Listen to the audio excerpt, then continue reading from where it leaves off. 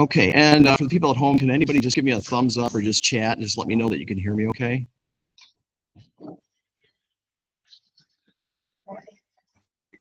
Thank you, Luke. Appreciate that. Okay. Great. Okay. If you guys have any trouble, go ahead. You can talk if you want to, or you could just chat on there. That would be great. All right. Let's see. Make sure I got that right there. All right. You guys ready? Let's see. We get a new one. Oh, Trey, you've got yours. Good seeing you again. So, what? That's a. So, okay.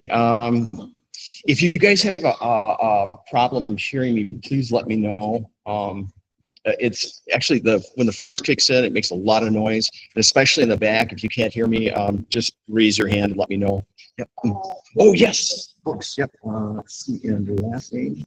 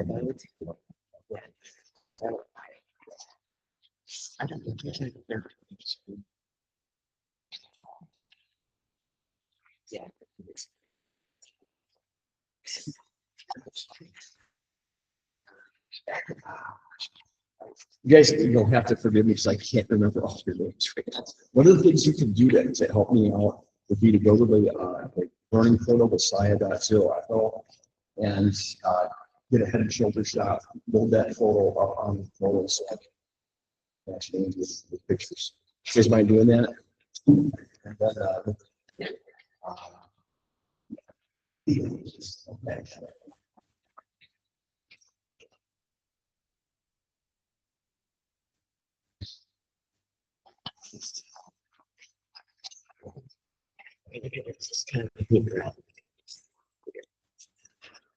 Each of these bars is the accident. The vast majority of that is taken. Gotcha.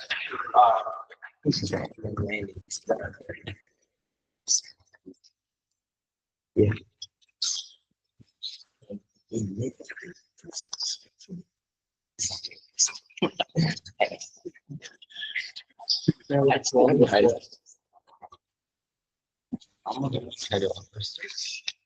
Yeah.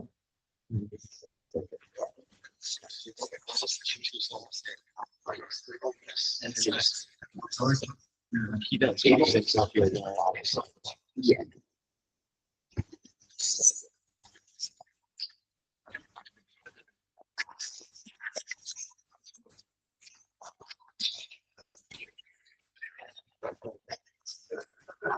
All right.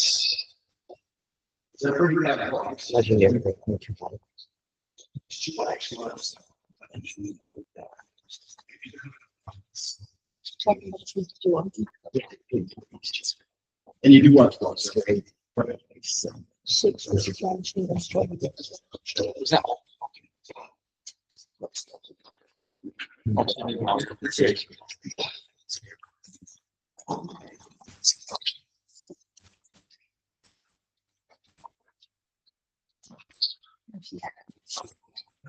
oh yeah, thank you. Oh, it's 2 years. So for the adults that are here, we do have agreements for you to sign. This is basically just to say that, you guys have been with young people. So I'm sure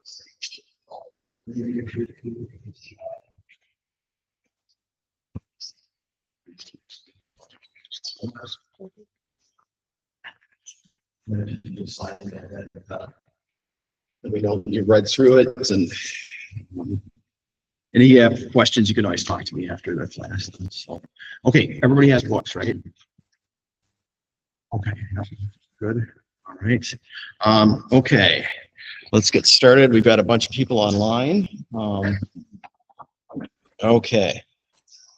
You guys ready? Aviation is an incredible experience. Learning to fly is probably one of the most rewarding things you can do in your life. You'll have it for you the rest of your life. When you're done with the class, you're going to have the ability to take the written test, the private pilot written test. And it's an exam that's given by the FAA. You go down to Madison to Middleton, take the test down there. This course is going to prepare you for that written test. There's also the practical test. So the difference between the written test and the practical test is the practical test, you're going to be sitting next to a designated pilot examiner, and they're going to evaluate you in the aircraft as you fly. We don't do any of that stuff, okay? You would have to, we can get you lined up with a flight instructor. There's Vonda, who runs a flight school up in Boston. And then we've got some instructors around here. So depending on where you're at, get a hold of us, and depending on how far you want to travel, it's going to dictate who we recommend to get you guys lined up for it. So, and then we do offer scholarships too. So if it's something that you feel that you want to go on to the airlines or the military or maybe corporate aviation or something like that, you can get your pilot's license locally, and then you can actually do almost all your training locally if you want. But once you get past that phase of it, then you've got a career path in there. So a couple things about the class here. So again, like I said before, if you can't hear me, just raise your hand and let me know. Again, with that furnace going, it gets kind of hard. And again, people online too, if you have a problem, just if you can just raise your hand or something like that, or let me know, and then I'll see if I can adjust the volume settings here. We'll do our best. So in the books, you don't have to open your books up for this. We're going to go through the material that we go through in the books. Is we're going to fly through some of this stuff, pardon the pun. And it's going to be up to you to go to the learning portals, the SIA.0 Echo, and read the materials in there. You'll find that this is called, by the way, this is called the PHAK, or the Pilot's Handbook of Aeronautical Knowledge. This is going to be your primary textbook right here. So you're going to want to go through that. For the people online, you do actually have all of that. And for you guys here, when you go to the learning portal, there is a PDF in there for each session or each chapter in this book. Now, the difference between the books that you have in front of you and the one that's on the learning portal, the one that's on the learning portal, I actually went through and highlighted the text in there that you should be comfortable, you should know, okay? Anything that's highlighted in red, you have to know for the test. You're going to get, there's going to be a question on it, guaranteed. In the book itself, you can highlight it, write in it, do whatever you want. I recommend, if you can, get like tabs like this. See the little tab, if you can get something like that, just to tab the chapters. So if you do have trouble with the chapter, you can go back to it and learn, or just read more on it. All right, if you've got a question on something, when you read ahead, just put a question mark on the sides of the paper there, and then you can ask me in class or online or whatever. You can we can deal with the questions. So a lot of the learning that you're going to do here, I'm going to do my best to give you as much information as I can, but again, we're very limited on how much time we have. So a lot of it is going to be on your shoulders. You're going to have to plan on studying like an hour, maybe to 3 hours a week. Reading through materials and stuff like that. Just out of curiosity, how many people actually read through some of the materials that we're going to be covering today? We got a couple. Okay, good. So the more you can read ahead of the class, the better off you're going to be. As I said before, with the let me just see if I bring this up here on the learning portal.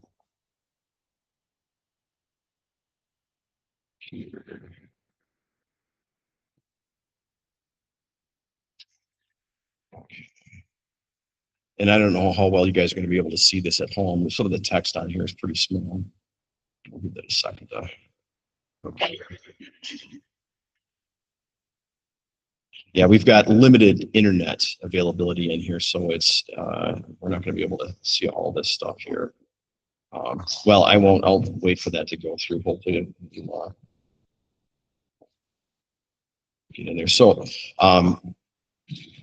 let's just skip that. So on the course, the online course, when you go to that learning portal, SIA.0 there's chapters in there that match what we're doing. We're going to do the first 3 chapters for today. The intro to aviation, aeronautical decision making, and then I think aircraft structures, which we get into a little bit of some physics there. But in any case, on the online learning portal, you have to complete each portion of the session. Okay. To get to be able to take the test and then go on to the next session.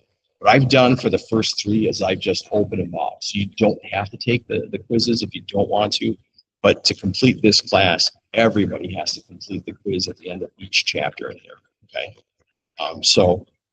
What I'm looking for, you take the quizzes as many times as you want, but keep this in mind. When you do that, try not to refer back to your notes and things like that, just to see if you really do understand the information. Because when you go to take the written test, they're not going to let you bring in anything, no cell phones, no computers or anything. You're going to get an E6B, a plotter, and then they'll provide sectionals for you to do the calculations and stuff like that. So do yourself a favor when you do take a test finally on the learning portal. Make sure the first time you can take it with help of the reference materials, okay? But after, if you can't get a good enough score, just reread through the material, make sure you understand it, and then take it again until you get a decent score, and then move on to the next session. It's imperative that you read each session before we have class, because, like I said, again, I can't communicate everything to you, all the stuff that's related to aviation in here. So, any questions? And if you guys actually during class, if somebody does have a question, just raise your hand nice and high. I rely on questions to know or to understand that you guys are actually getting this stuff. I'm going to ask you all questions to see if you guys are getting this. So that's the only way I can tell that the information sinking in. Okay. All right. No questions. All right. So let's dive in. So we're actually in the first chapter of the book. So couple things I'll just say right here. So Wilbur and Orville Wright, not that you need to know this for the test, but Wilbur and Orville Wright, does anybody know when they first flew? What year they first flew? Yeah. 1903, very good. You wouldn't have to know what month by chance. It was a cold month. Actually really close to December. Yeah. So they flew basically less than the wingspan of a 737. In a small, the Wright Flyer just, and I think actually here it is. That's the first flight, and this thing, I don't know if you ever go up to Oshkosh, they have this, and I think they actually fly them up there, if I'm not mistaken. They have one you can actually, well, you can't fly it, but it is flyable. They actually built it. It's just a cloth structure aircraft. It's got the most simplest engines. They were really heavy back then. But they were able to get this thing in the air. It's extremely difficult to control this aircraft. This right here, by the way, I don't know if you can see that on the screen there, but that it looks like a long piece of wood, like a track. They actually launched it from that track there. And again, it only floated maybe like 130 feet or something like that. So I mean, it was the first powered flight. And so this is just Benoit, I think is the how you pronounce it. It's French aviators. They had a seaplane. There's a bunch of de Havilland DH-4. This is a later model, 1921. So you can see though, in 100 years of aviation, it is. Oh, sorry, thank you. Yeah. So in 100 years of aviation, we've gone from basically planes like this right here, all the way to, the space shuttle and launching, lunar landers privately. If you guys can't hear me because of that thing, let me know. I'll have to try to belt it out. And if it gets really bad, Bob, if you don't mind, turn it up louder. Okay, yeah. If you can't hear back right there. You guys, can you hear all right? Okay, do you mind just turning that down? So it might get a little cool in here. So hopefully as the day warms up, it'll be a little bit easier. This first chapter that we're running, that we're doing, is mostly just for your reference. You're really probably not going to read much of this or see much of this in the in your written test. It's just good knowledge to have, in in understanding how aviation progressed. Is it? Can you hear me now? Was that Amanda? A little bit better. Okay.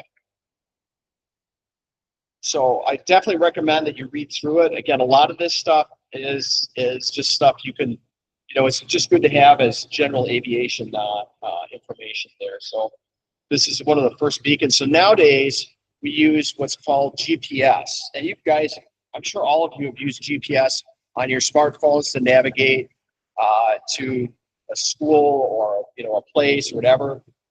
Back in the old days, and this is a long time ago, they had these visual beacons they would use, and they would actually guide pilots across the U.S. So like here, this is a mail carrier route that they had, and they had these various beacons that they ran, that they had, and they were just basically lights.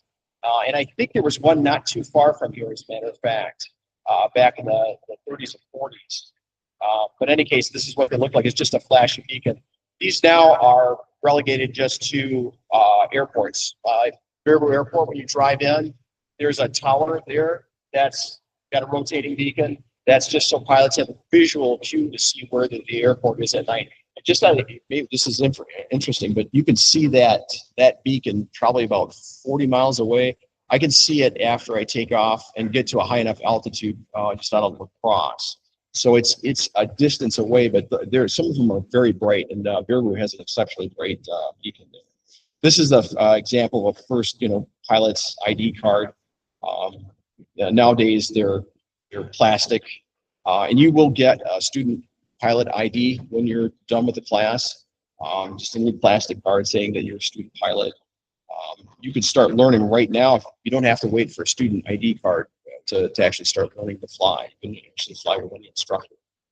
It's a good idea to get your student pilot card, though. It's just one less thing you have to worry about. So all the things here, we'll just get through this. Yeah, these are just various meetings, and this is 1978. Jimmy Carter signed the Airline Deregulation Act, and that just made it easier for the airlines to operate. And, okay, so let's talk a little bit about the FAR aim. So this huge book that you have, yours is even larger than the one I have. This is the Federal Aviation Regulations. It's also the Airman's Information Manual. So that's what the AIM stands for. It's Airman's Information Manual. The FARs are Federal Aviation Regulations. That comprises maybe about 40% of the book, maybe something like that. You don't have to know all of it. It looks intimidating. When you hold this up to somebody and say, hey, I've got to learn this, it's terrifying looking at this. You only have to learn maybe like that much of it. It's just a small amount, but it's still a lot of information. What I highly recommend that you do when you get home today or tomorrow, see if you can get some Scotch tape or masking tape. And what you want to do is mark off a couple of sections on here. So there's the first part is like 1.1 general definitions, and it's in the very first part of the book. It's actually labeled Part 1 of the Federal Aviation Regulations. And you'll find that there it's got all the definitions and abbreviations that you're going to find a lot or use a lot in aviation itself. It's just a little piece of paper on there. The other two that are really important, and these are not the only ones, but the two you're going to be referring to a lot are Part 61 and Part 91. Those have to do with airman certification, and also for operating rules. So Part 91 is for, once you get your pilot's license, what kinds of rules do you have to have? And we need that, obviously, because, airspace is, it's more congested than it was back in the 20s. And it's with when you fly into like large airports like Chicago or Milwaukee, there are regulations that pilots have to abide by to keep everybody safe. So one of the roles of the FAA is to write these rules.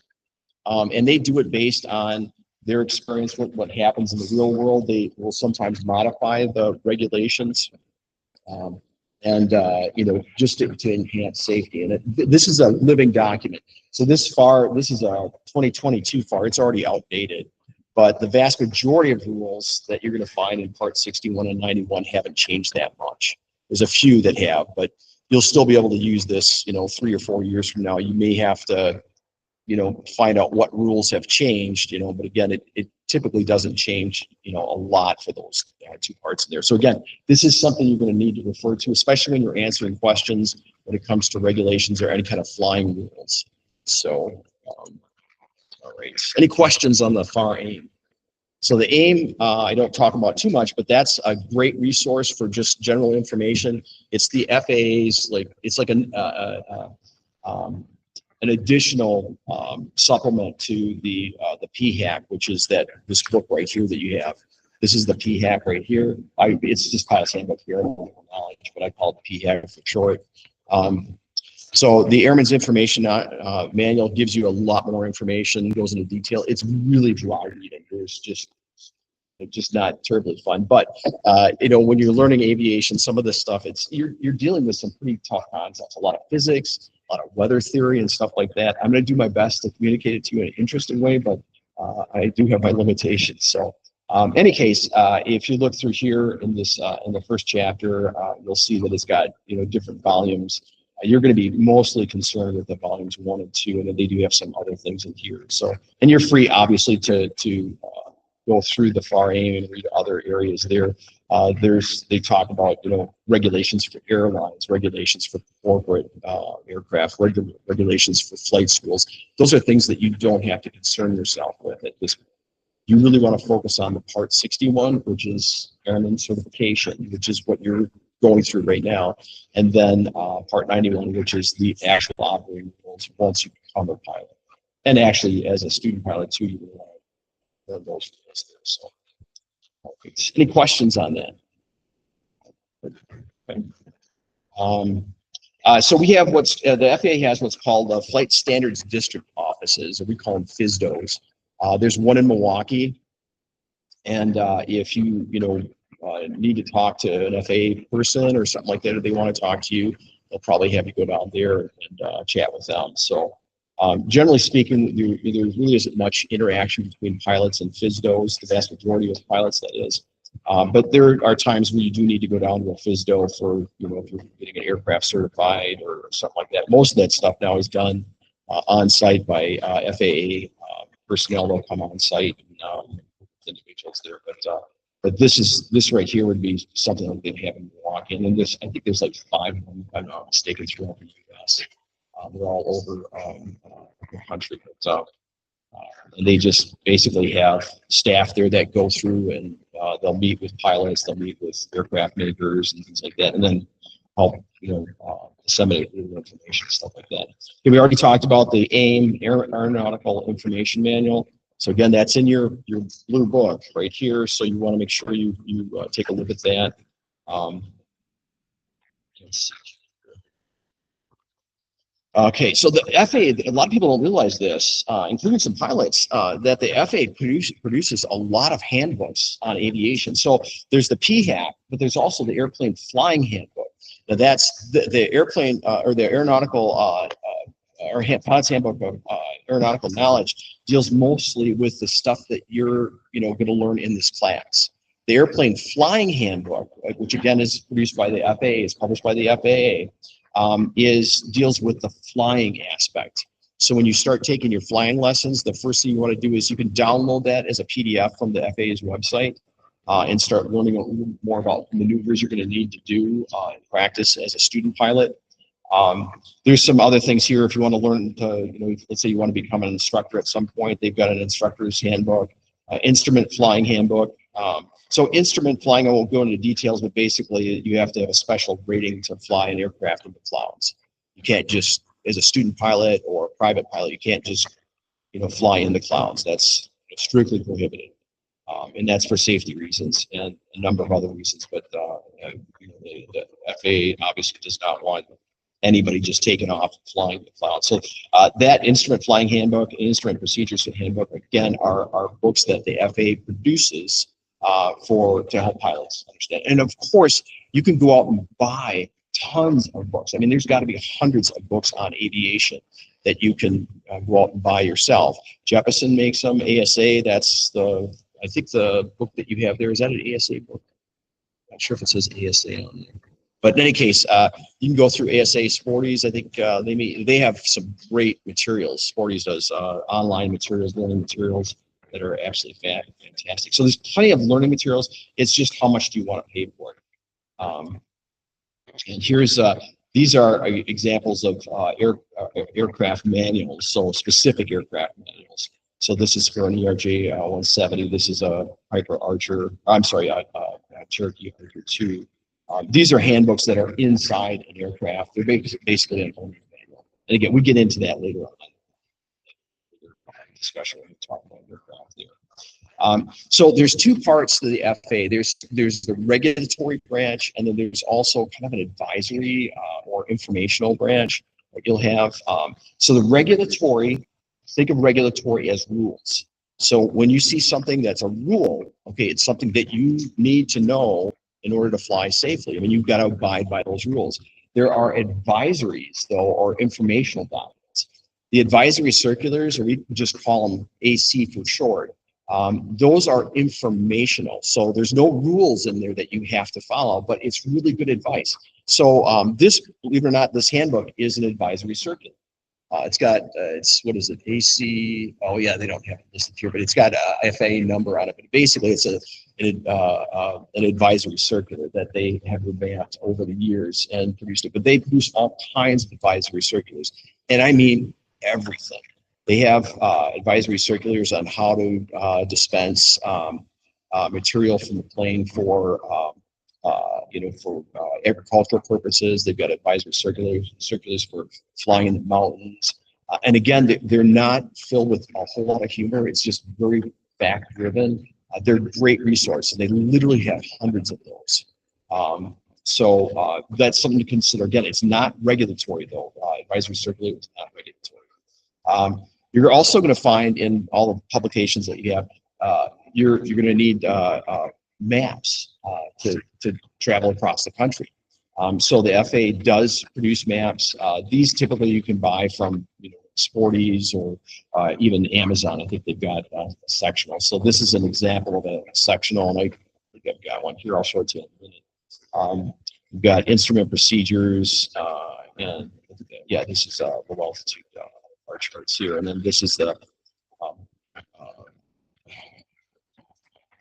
supplements. Chart supplement. Thank you. Yep. So this is something, and it typically comes to you in a thick book, and it just talks about. It actually has information about various airports that are in the United States. Anybody know? Just out of curiosity, anybody know how many airports we have all total in the United States? Anybody want to take a guess? Okay, a lot. Anybody want to guess how much? Is it like 500,000, 10,000, 15? What's that? Any others guess? So 1,500? 167? Okay, we're getting closer. So it's actually 15,000 runways we've got in the US. 15,000. It's more than, actually, it's more than all the other countries combined. We are so privileged to live in the US and fly in the system. If you were to go over to Europe and try to fly, you could easily triple your costs for flying by traveling in, or flying in another country. So it's great to see you guys here and taking advantage of this. It's still expensive to fly. I mean, it's like when you buy a boat, you got to pay for the boat and things like that, and there's training and stuff like that. With aviation, though, it becomes practical after you use it. After you get your pilot's license, then you can use it. Anyway, so yeah, that's the chart supplement. It used to be called the airport, or I think airport facility directory, and they decided to change the name on there. So another type of publication that's informational only is what's called a NOTAM. NOTAM stands for Notices to Airmen. Now, originally it was Notices to Airmen, and then it switched to Notices to Air Missions, and now it's switched back to NOTAM. which is notices to airmen. So what these are like short-term, a lot of them anyway are going to be short-term notices about an airport. So for instance, Baraboo, we just had that snowfall on Friday, all the ice on the runway and stuff like that. So Nash, our manager, goes out there, he checks to see how slippery the runways are out at the airport, what the condition of the taxiways are, and he'll post a NOTAM that goes to a national site essentially, and gets disseminated to other pilots, other ATC facilities and things like that. It essentially says, okay, the runway at Baraboo is slippery, or the conditions on the ramp are slick or snow covered or something like that. That's what NOTAMs do. They try to inform you, day of, or a couple days before. The other thing it does is it shares with you construction information. So we've had construction here at the Baraboo Dells Airport several times. Whenever they do construction here, they post NOTAMs saying that this runway is closed. You can land on the taxiway or something like that. So that's what a NOTAM is. Again, that's non-regulatory. So you're going to hear me say that a lot: regulatory versus non-regulatory. When I say non-regulatory, it means it's informational. Okay. Any questions? All right, let's move on. So this is what your pilot's license, your student pilot's license, is going to look like. Something similar to this right here. Go into that much to see. So we do talk a little bit about in other types of information. I guess this right here is an example of an endorsement for a recreational pilot. You're going to be a private pilot, or a student pilot and a private pilot eventually. You're going to get endorsements from your flight instructor, whoever your flight instructor is. That just gives you certain privileges. What it's doing is it's communicating to the FAA that you are now capable of soloing. So you can actually take a plane up on your own. So as a student pilot, that's one of the things that's going to be required of you. You're going to have to go out and solo in the aircraft. And I will tell you, the first time you go, solo, you will never forget it. I can still remember the smells. I can remember the aircraft, the sounds, and everything of my very first solo. And I'm sure, Vonda, you probably remember your first solo. So it's just an incredible experience. It's one of those things that you'll have. But in my logbook, I have an endorsement, like something similar to this, that says the instructor says I'm competent enough to go and solo. You'll get a lot of those during your flying career. You're always going to have some endorsements from flight instructors. You're going to get them from the FAA as well. The vast majority is going to say it's going to be from flight instructors. This is a Cessna 172. Yeah, Cessna 172, typical aircraft. Does anybody know what, and this is a simple question, but is this a low-wing, high-wing aircraft? What do I call it? High wing, yeah, it's definitely high wing. And we can tell, obviously, because the wings are mounted on the top on there. So what about this one right here? Yeah, low wing. So we talk about high wing aircraft and low wing aircraft. They pretty much have all the same features. You get a fuselage here. You've got a main wing here. They both have engines or power plants. You've got a prop, and then they have tails. So we can see here, this one has the tail. It's got actually a twin engine, so you've got two engines on it, one on each wing there. It's got the nose here. We go over all this stuff when we talk about structure. Great. And then we jump to airlines. Same thing. Airliners, they have all the same features. You got the tail section, fuselage right here. You've got the wing. You've got the two power plants. And then, in the controls of the cockpit, basically, you've got the same control yoke. You've got rudder pedals, which again, we're going to go into with my parts. So, okay. So this has been replaced. So this is another type of publication that the FAA puts out. And originally it was called Practical Test Standards. Now it's called Airman Certification Standards, ACS. And it was rewritten to make it easier for instructors and the FAA to track what types of issues you're having as far as learning the aircraft, and make it easier for them to communicate what areas that you need to improve on, whatever. So essentially, everything is numbered, and it ties in very nicely with the PHAK and then also the Federal Aviation. And again, there's a separate chapter that we go into, and we deal with a lot of this stuff. But this, again, is non-regulatory, but you still have to achieve some of the requirements in here. It actually spells out in these ACSs or certification standards the things that you need to do. Like, for instance, you have to go out and demonstrate to a pilot examiner to get your private pilot's license. How that you can do a steep turn, for instance, without losing more than 200 or 300 feet of altitude. Okay, so that's in these airman certification standards. You're going to actually have a whole list of items in there. So it's good for you to get to know some of this stuff. I have all of this stuff on the learning portal, so you can actually download these ACS. Again, originally it was PTS, but now they changed them to ACS. So, but they're all on the learning portal. So, any questions on that chapter? That's the intro to aviation. Okay. No questions at all? Basically. Okay.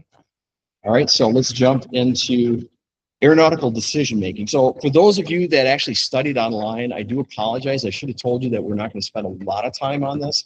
We're going to review this later on. What aeronautical decision making is, in a nutshell, is it's a way for you to mitigate or remove, not completely remove, but lessen risk when you fly. So that's what all aeronautical decision making really helps you make informed and important decisions when you're out flying. So flying, I will tell you, is incredibly safe. I think. I mean, I feel safer in the plane when I'm flying than I do in my car. And the reason for that is you're driving down the road 60 miles an hour. You've got cars coming at you at 60 miles an hour. If somebody goofs up, it could be really bad. In the plane, it's basically just you up there. You do have to worry about other aircraft, but it's a big sky. And then, it's because you're basically in control of it, you can make sure that, the flight is safe. To give you an idea how ADM works, if I, as a pilot, let's say it's raining out, it's maybe a thunderstorm or something like that, and I've got to get someplace. ADM, if I use the aeronautical decision making, and we'll go into details here, I would walk through a series of steps that would probably lead me to say, no, it's not a good idea to fly. Just common sense. You don't fly in thunderstorms unless you have maybe the right equipment or the right type of aircraft. But, for this right here, a thunderstorm or ice, if there's ice, let's say you've got like a mixture of rain and snow, there's a good probability that you're going to have ice forming on the wings. So there's always that risk in there. So you can mitigate that risk or reduce that risk by just saying, no, I'm not going to fly today. All right. A lot of pilots get themselves into trouble when they take on more than they can handle, or they're not trained enough to deal with the type of flight that they're doing. So, and that's what ADM has to deal with. So let's take a look with ADM. So this is a chart of all the different types of aviation accidents. And I want you to look at this really carefully. So the most common accidents are in the landing phase, and you'll learn this in your flying. If you haven't already on the simulator, that landing is really tough. You're stressed because you're coming down. You want to get down. You want to make it down to the runway. And there's a lot of stuff that needs to happen. Where are you going to taxi to after you land? Are you talking to ATC? Are they going to expect you to taxi to a certain ramp? They're going to give you a frequency, ground frequency to communicate on. So there's a lot of stuff going on there when you're coming in for a landing. So there's a high level of stress in this phase of the flight itself. So this is like, takeoff right here.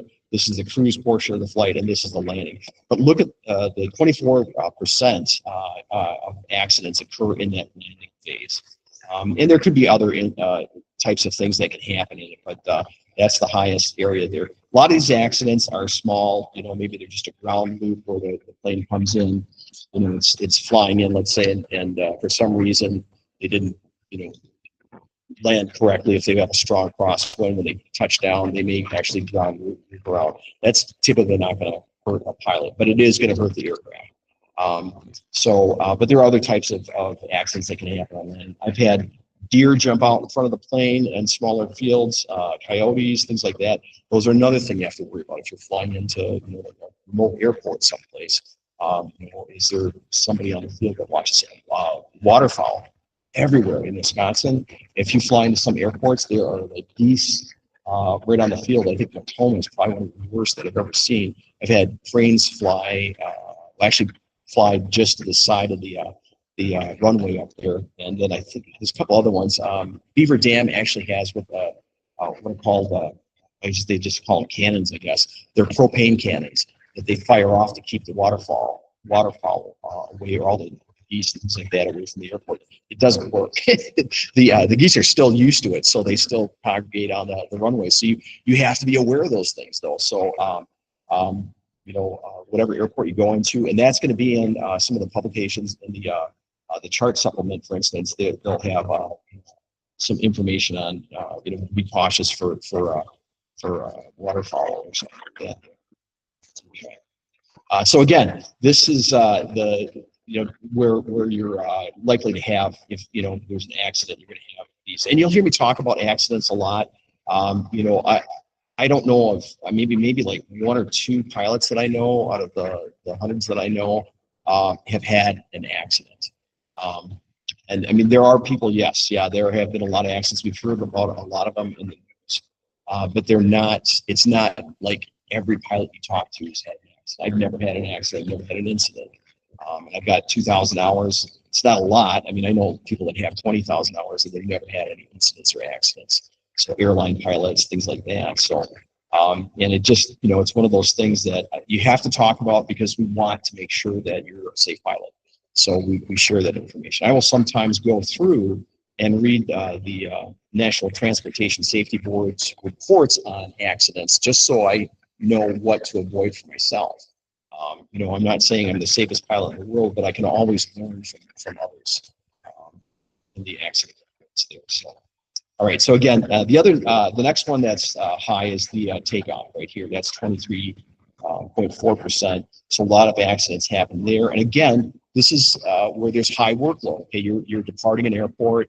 What are you going to do if there's a engine failure? What happens if another plane pulls out in front of you? I've had that happen before. Like where you come in for a landing and somebody else is landing on a crossing runway or something like that. Same thing can happen on takeoff. You're taking off and maybe you've got a crossing runway and you've got two runways like this, and somebody's on the other side that you can't see. They're taking off and you're flying right toward them. So those are the types of things that you have to be aware of and respond to. So and then cruise, we see just not nearly as many accidents in cruise, just because when you're at cruise, as long as you're if you're a VFR or a visual pilot, you're out of the clouds, the engine's running fine, you should have no trouble with that.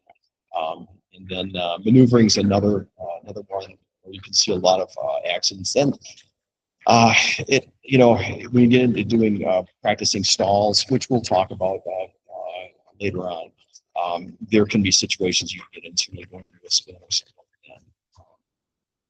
So you want to be prepared for that. But in any case, these are the primary areas where you're going to potentially see accidents. Okay, so the one thing I will say about, I'm going to go back up to the top here. So one of the things you definitely have to know, let's see, is that here? Yeah, they've got a really good definition of aeronautical decision making. So in the very first chapter of this aeronautical, or first page of the aeronautical decision making, this phrase right here is a systematic approach to the mental process used by pilots to consistently determine the best course of action in response to a set of circumstances. It sounds like okay, really weird, but it is. You're going to see that on the test. I can almost guarantee you're going to see that statement on the test. They're going to ask, what is aeronautical decision making? And that statement right there is going to be one of your options. When you take the test, it's a multiple choice test. So you get three choices.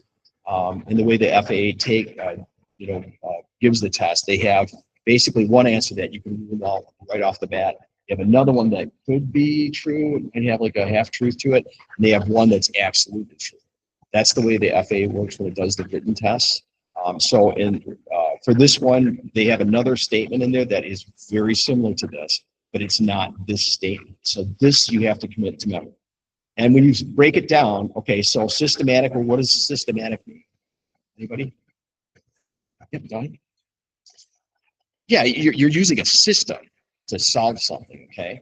A systematic approach to the mental process. Or what's mental process? What does that mean?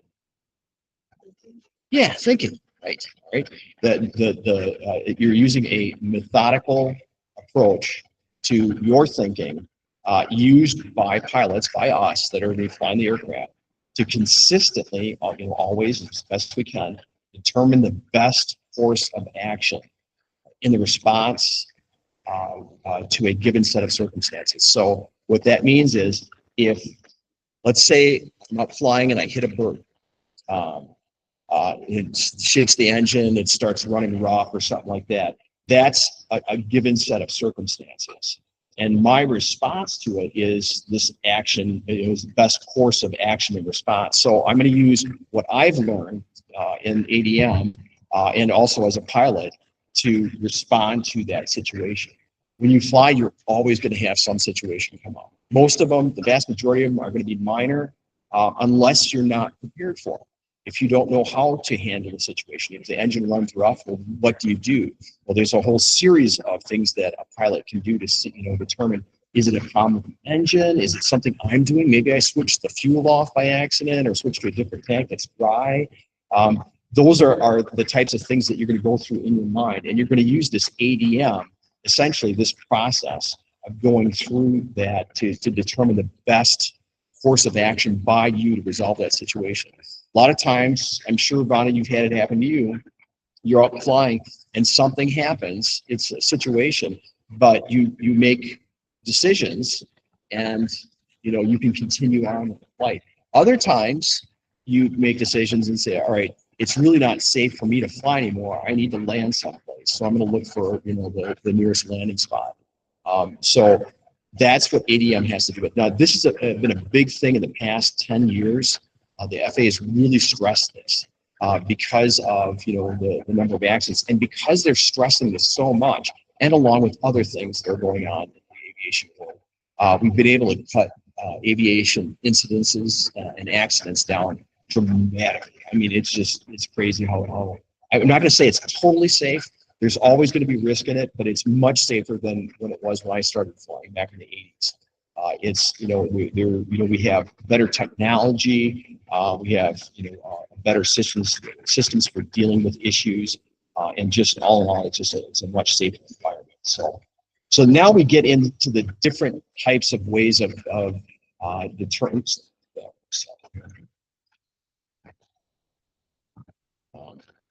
So yeah, this is the process basically, and again, you don't have to know all this stuff, but you as a pilot, you have to be able to identify a hazard. And a hazard may not be just, something breaking on the plane. It may be you. All right. So if I go out with my friends and I want to have a couple of beers or something like that, and then I want to, they say, oh, Joe, let's go out and fly. It's like, okay, I really don't want to, guys. I don't think it's safe, but they force me to. And it's like, I'm thinking, oh, absolutely, I'll take them out flying. That I need to be able to identify that as a hazard. That is an absolute no-no. If the FAA catches you, by the way, within 8 hours of drinking alcohol, you're losing your license just like that. They won't negotiate at all. So, but there are things like that. Maybe another simple one would be, okay, I have hay fever and I'm taking medication for that. And see, it's a prescription medication, and it makes me kind of drowsy. That's a hazard, okay? And that you as a pilot have to be able to identify what hazards are. It's not just the plane. It's not just a fuel truck in front of you that pulls out. There's all kinds of things that are considered hazards. But the one thing that a lot of pilots don't consider is that a hazard could also be themselves and their attitude. We hear about it a lot. There are a lot of pilots, including myself, I have to admit, I've done this before, where I get to a destination, talk with whoever, if it's a client or relatives or something like that, and it's getting late in the day and I want to get home. We call it get there-itis. And you'll hear other pilots say that, get there-itis. That is a huge hazard. And it compels a lot of people to do things that they would otherwise not do. So we want to, identify hazards like that. And if let's say, okay, when I had this happen before, when I was a younger pilot, I don't do it anymore, but when I was a younger pilot, I fly out west and I wanted to get to the next destination, okay? We had horrible winds. It was the worst winds I had ever experienced. They were like 45 knots. And we're coming into, and I can't remember, this Rock Springs. They had crosswinds that were close to 20 knots. And I had a Cessna 182, which doesn't mean anything to you, but it's a high wing aircraft, and it only has the ability to land in certain types of crosswinds. You can't go beyond a certain thing. And I wanted to get down. I was so, compelled to land my plane at that airport. And I did make it down eventually, but it was a stupid decision on my part. I should have just stayed where I was. I think it was at Laramie, Wyoming at the time. And I flew to this Rock Springs. And I found out later after I landed there that I think Japan Airlines trains their pilots for crosswind landings because it's so windy there all year long. They always have wind there. So had I done my homework, I would have known, okay, this is not a good decision. And it was some of the worst turbulence I'd ever seen. I guarantee you, I would have gotten knocked unconscious had I not had my seatbelt on.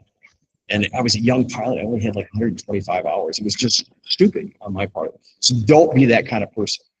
When you go out, identify those hazards. I should have identified the fact that, okay, I'm probably letting my ego get in the way here. I'm pushing out. I should just say, no, I'm not going to do it. That's a hard thing to do. And it's one thing I wanted to stress because, identifying those hazards, we always think, okay, it's the plane, it's the runway, it's the, whatever. But we oftentimes don't think of ourselves. The other thing here, the next step then is assess the risks. Now, maybe, okay, let's say now I've got 2,000 hours and the crosswinds or that the winds are not that bad at Rock Springs. And I say to myself, okay, well, let's think about this. So it is windy out, but I've flown in winds recently and I feel comfortable flying with the winds. I'm comfortable with the aircraft. I've checked the weather. The weather doesn't seem like it's going to be bad within the 2 hours before and after I land. I think I can do this. So that's you as the pilot assessing the risk. There's that risk of you've identified the risk that there's some weather at this airport. Assessing the risk is determining whether it's safe for you to continue on or not. That's again a tough thing for a person to do. Sometimes we'll overestimate our abilities. I do it all the time. I overestimate my abilities. I get in over my head sometimes, whether it's for aviation or something else, and I make mistakes.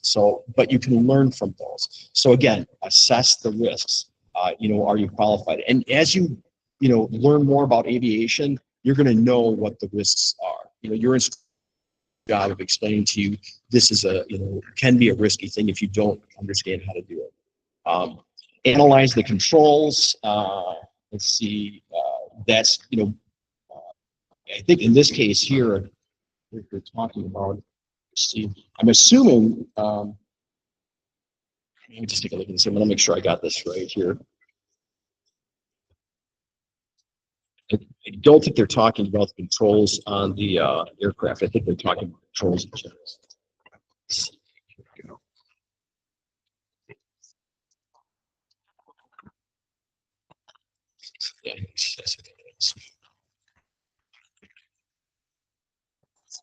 Yeah, your book actually goes into all of this in detail. So, like I said, we're not going to spend a lot of time on it. So, I don't know what they're talking about there. If that's analyze the controls. I think they may be referring to the things that you can do that can affect the outcome. So you assess the risk. Okay, there is some risk to it, but I feel confident I can do it. Or I don't want to do it. Then it just stops right there. I don't want to do this flight because it's too risky. But if you go on, the next step then is analyze the controls. Well, they may be saying, analyze the controls. I don't think this is it, but they may be saying analyze what controls you have inside the cockpit. But it could be, if you're sitting at home evaluating something, they're probably saying, in this case, analyze what information is available to you to determine, should I go ahead and proceed?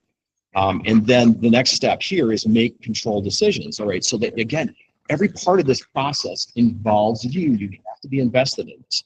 So you make control decisions. You're going to say, all right, based on my flight experience, my recent flight experience, based on my aircraft, based on the weather, based on my knowledge of the airport I'm leaving from and the airport I'm going to, I'm going to say, yep, we're going to go ahead with this flight. So you make that decision, and then use those controls would be the next step. Again, I do apologize. You probably know a little bit more about this, but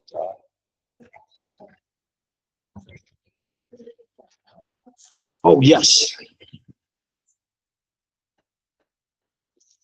integrate the risk here. Oh yep. What let's.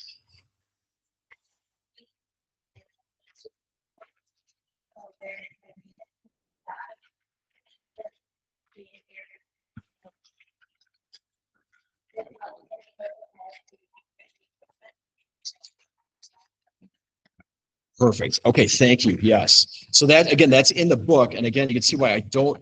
We're going to touch on all of this stuff later on. I have to be honest with you. I don't know all of this stuff inside and out. I can't, recite. I know there's a PHAK checklist, a decide checklist. I'm safe. There's tons of checklists in aviation. All of those have to do with risk management, but I can't tell you what all the words are. Here's the bottom line. You have to be able to use common sense to make a decision on whether it's safe for you to fly. And what ADM does is it helps you register in your mind that we're not perfect, that there are risks to flying, and it helps you navigate through that process of making a decision, whether to fly at all or not, but also in flight if you have a situation. There's a system that you go through to do that. So thank you. Appreciate that. Okay. So dealing with the pilot, there are some hazardous attitudes, and you can identify sometimes this type of thing in other pilots. There are 5 different types of what we call hazardous attitudes with any pilot, and there's the person that is an anti-authority.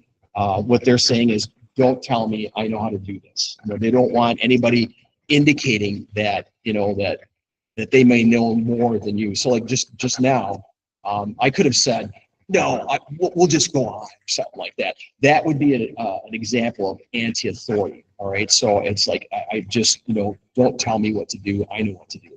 So you have to identify that in yourself and others as well. So as an instructor, Vanna knows this. She has to be very careful about when she's teaching students. As do I. When I go through this, I'm looking for these types of traits, because once you let them go in solo, that's on you. If that person goes out and decides to take an airplane out, and they're not cleared to solo and they get hurt or worse, that's going to be on us as flight instructors. So we don't want that type of stuff to happen. So you have to look as a pilot. You need to be able to gauge, okay, am I exhibiting this? Am I exhibiting any of these traits here? So here's a couple of other ones. So first off, on this side, you've got anti-authority. That's the don't tell me type thing. But the antidote to that, the fixed board, is follow the rules. They're usually right. All right. So if there's let's say a rule that says you can't, maybe in your solo you have a restriction where you can't fly at night. Okay. And you as a student pilot, it's like you just got off work and it's starting to turn dark, but you think, oh gosh, I'm only going to be up for 5 or 10 minutes. That's an example of anti-authority. Just like, don't tell me, I know what to do.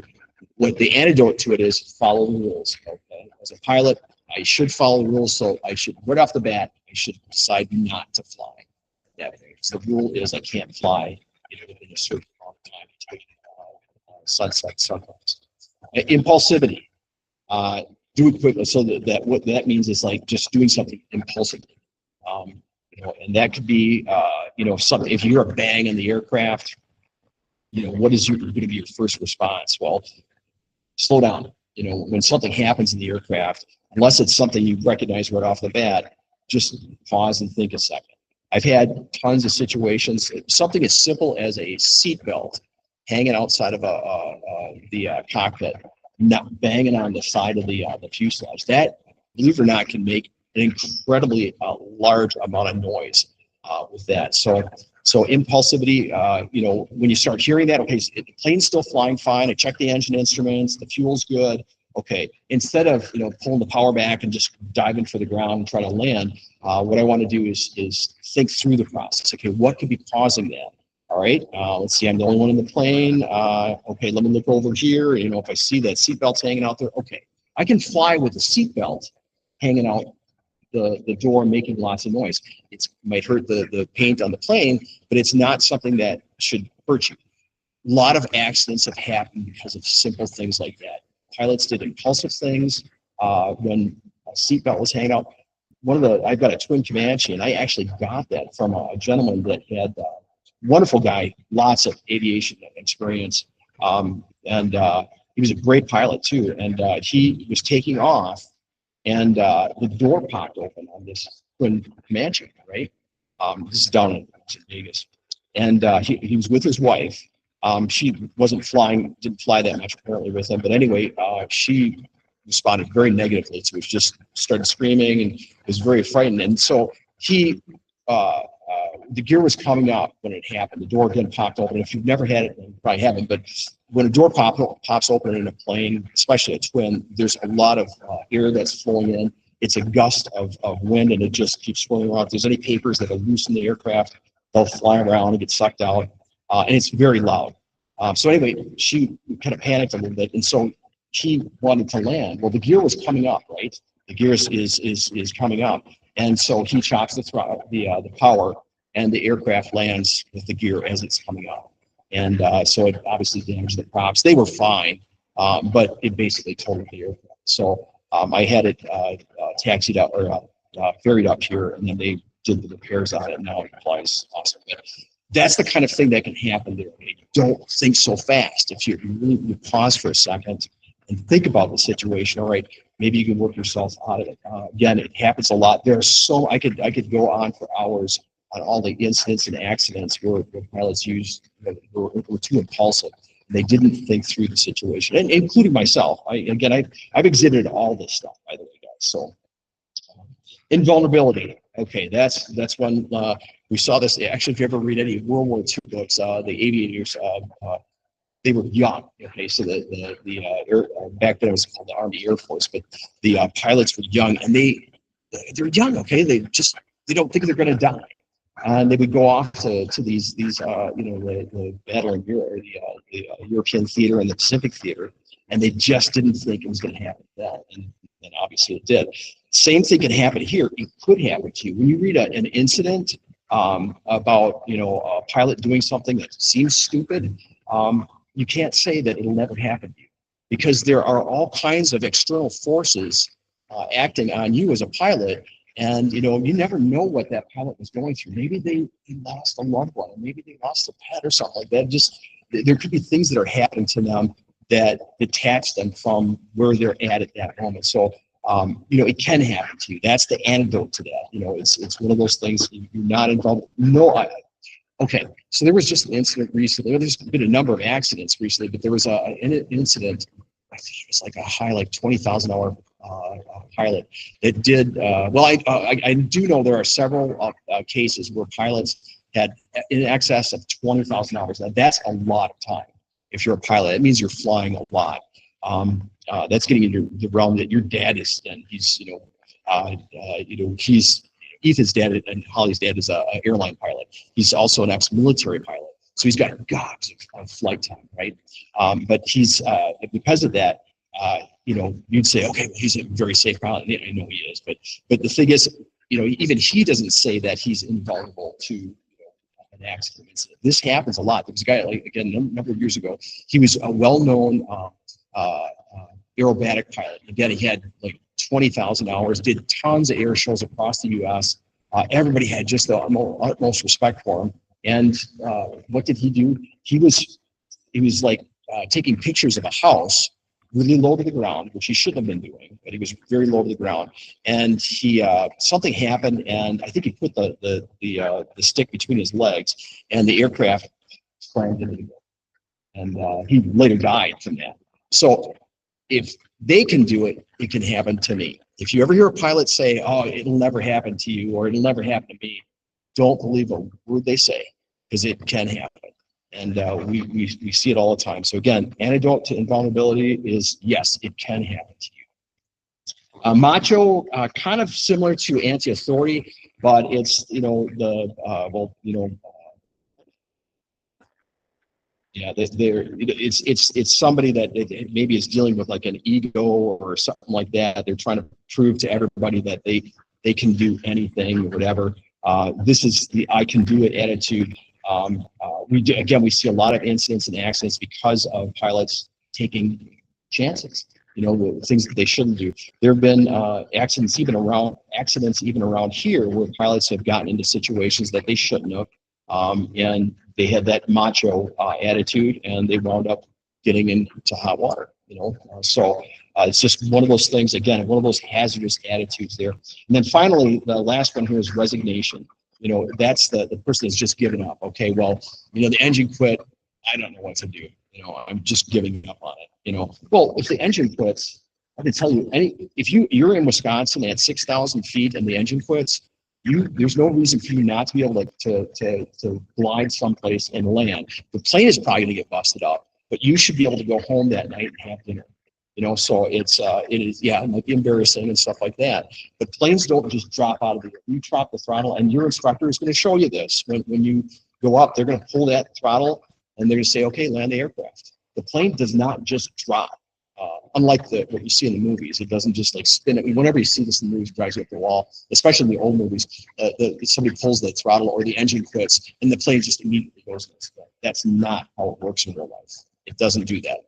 You as a pilot can just glide it down. It's really no different than regular flying. I practice that all the time in the chief. I'll take that up and I'll just chop the throttle when I'm in the pattern and just let it glide down. It's got a really short glide steep glide path there, but again, you could practice that, and the plane won't do it. So my point there is that not everything is the end. Once something happens in the plane, don't give up. Keep thinking.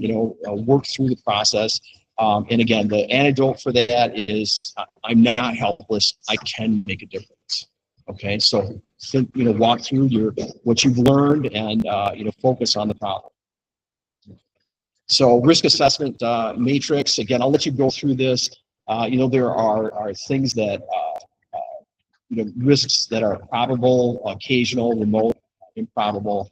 Then you've got, the type of severity of it. So if it's probable, something that could happen, and it could lead to a catastrophic situation, obviously you're going to say, no, I don't want to. I don't really, if it's a flight you're planning for or something like that, you're going to say, no, I don't want to plan that flight or whatever.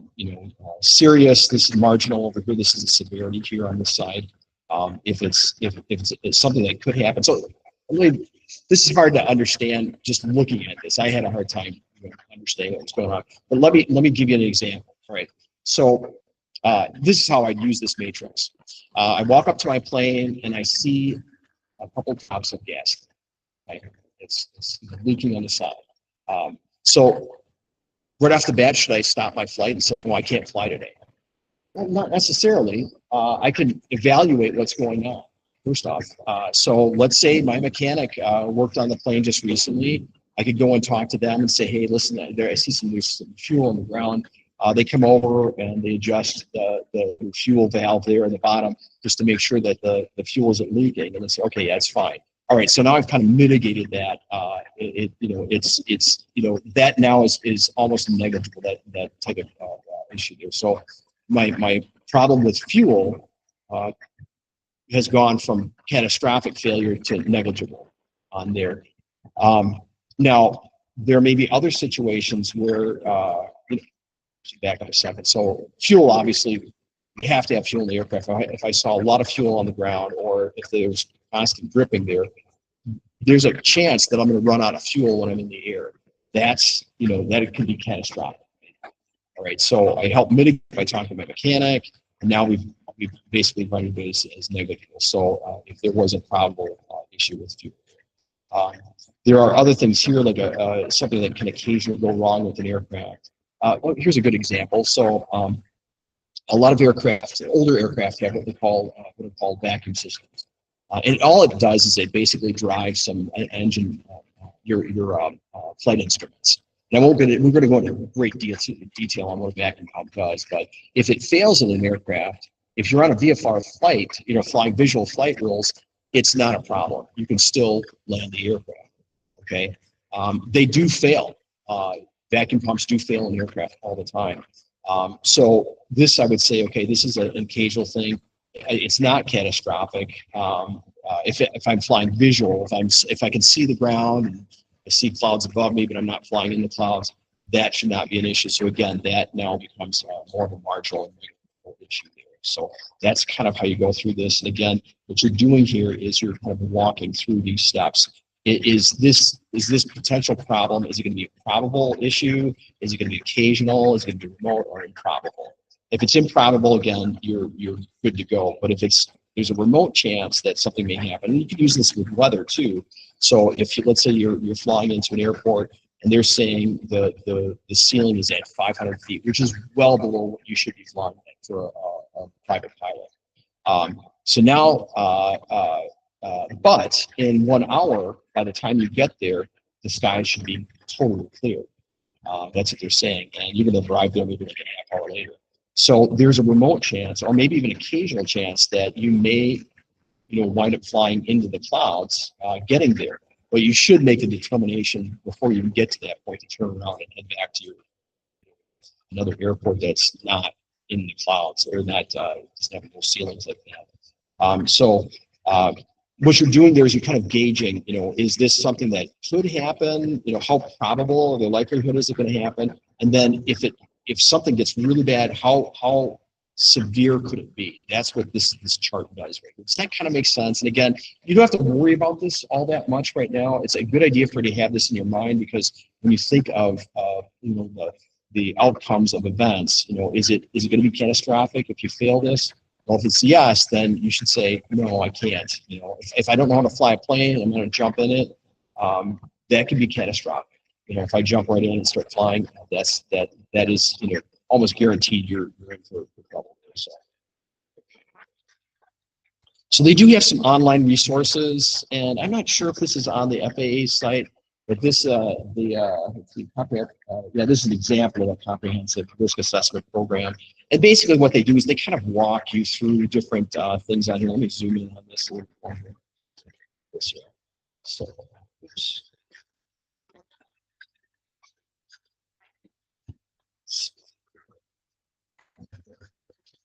Okay. So you fill out this form, and then, okay, so again, this has to do with you, all right? You can find out a lot of aviation. It doesn't have to do with the plane. It's more you. So did you sleep okay last night? That's a thing you have to consider when you fly. You're going to learn your best. You probably know this from school, that if you are exhausted when you go to school and you sit in a class, you're just not going to get that much out of it. It's going to be hard to learn. So right here, they just say right off the bat, you sleep less than 8 hours. Now, everybody's different. Some people can sleep for 4 hours and feel totally rested. Others need 12 hours of sleep to feel totally rested. That's somewhat subjective, based on the person. But they've got another option down here to say they slept well or all that.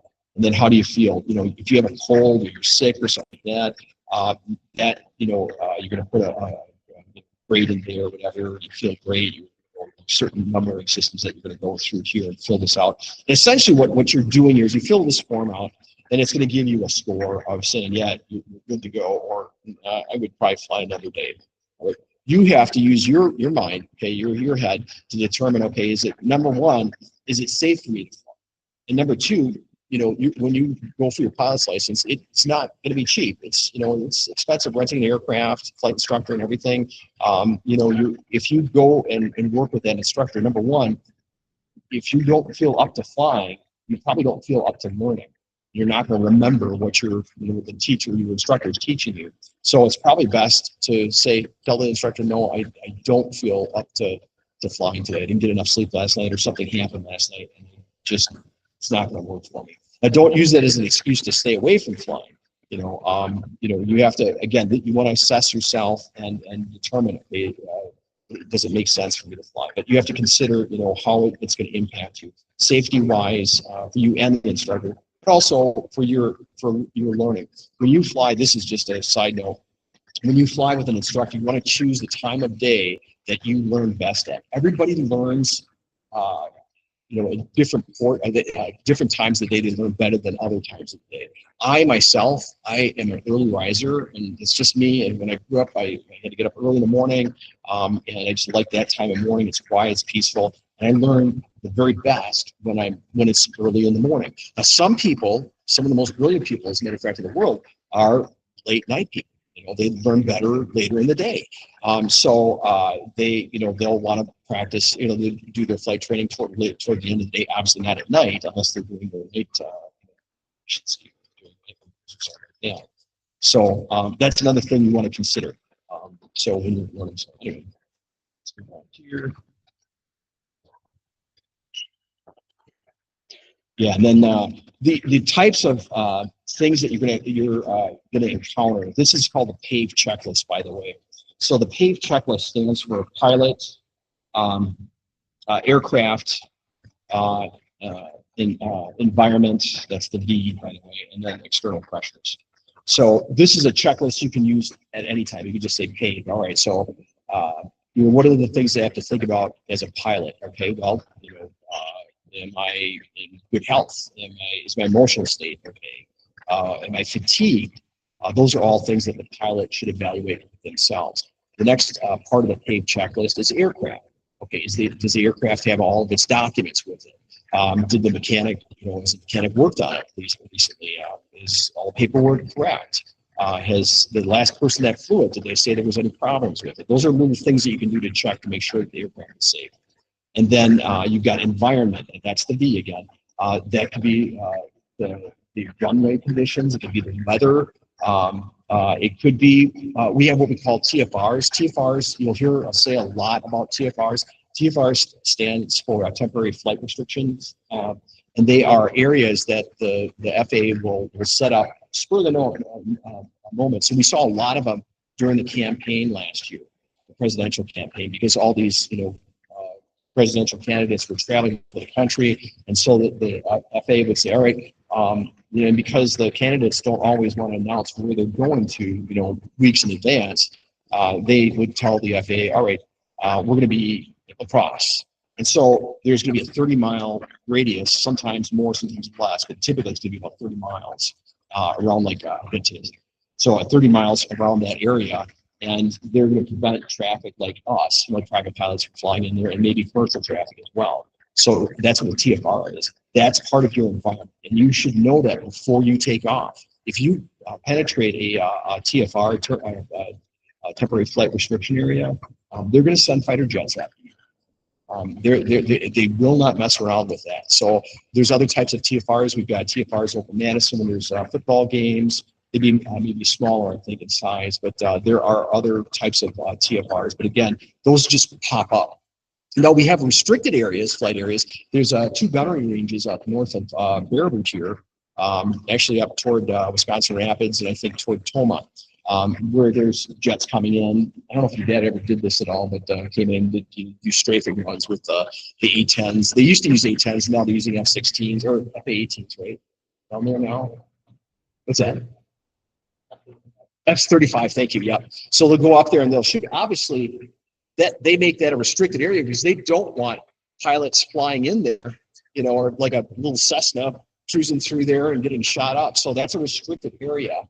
That's not a TFR, a temporary flight restriction area. That's always there. It's not, they're not always, doing target practice up there, but it is a restricted area and you want to stay clear of it, okay? External pressures, it could be you putting pressure on yourself. It could be friends and family saying, hey, you need to be up here. You got to be up here for this graduation. You got to be up here for whatever. So those are external pressures for you to get someplace. Or, it could be the weather. Maybe the weather is, could you hear me all right? All right. What time we're at? 10. Another 10. Actually, let me just finish up here, and then we're going to take a break, you guys. And then we'll finish up the last chapter. We're just about done with this one here. So external pressures are things like, you again, maybe you only have, so here's a good example of one. So the airport you just landed at, their fuel farm is closed and you want to get home, all right? So you know that the next airport has fuel. I want to get, in the plane. I want to, take off and land at the next airport. Is that the best course of action? Well, depends on how much fuel you have. If you have enough to make the trip plus, another 30 minutes flight time, that's borderline. I think that's what the FAA recommends is, during the day anyway, you have to have 30 minutes of additional fuel to get to after you get to your destination. So at night it goes up to 45 minutes, but that's an external pressure. You feel that you have to get to the next airport, get filled up so you get all the way home. So you have to think of things in terms of what is causing me to get to do the next flight. And it could be maybe there's a storm system that's coming in from behind you and it's getting really close. That's a pressure that's saying, hey, if you take off now, you should be able to get away from that weather. So those are all considered external pressures. Any questions on PHAK checklist? All right, so why don't we take about a 10, 15-minute break here. And if you guys have questions in the meantime, you come up, talk to me here. Do we have any questions from the people at home at all? You guys are all good?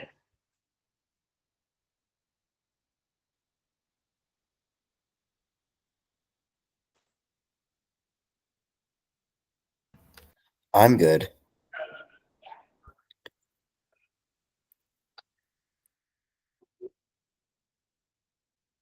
Oh, yep, sorry. Let me turn up the volume here. 1 second here. Yeah, we've got this furnace going, so it's really hard to make. Go ahead. Does somebody have a question there?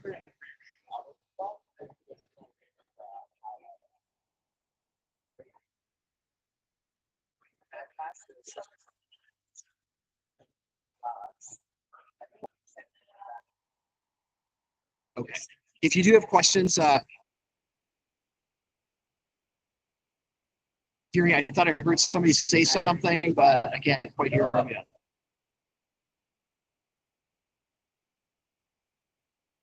Take a break yourselves, and then we'll go from there. Thank you. I just heard the one. One was like, Oh, yes. Yes. Yeah.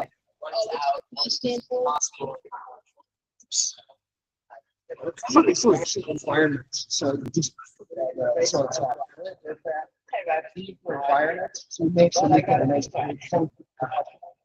Yes, yeah. So just make the capital, make it better. That's what the last. You got it. Okay. Yeah, circle that in. But actually just circle it. Yeah.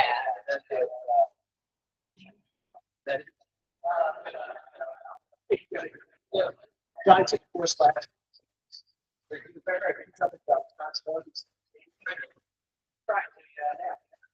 me know how to board.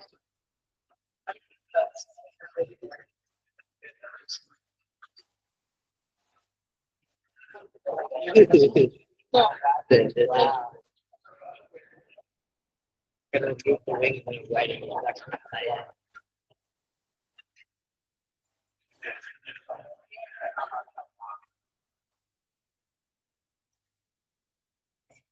I didn't actually fly over a badger game. It actually scrambled out of me like that just walk. yeah. I wonder how often that like happens. Yeah, probably not very often. But if you don't know if it's like a new area that just popped up, Maybe.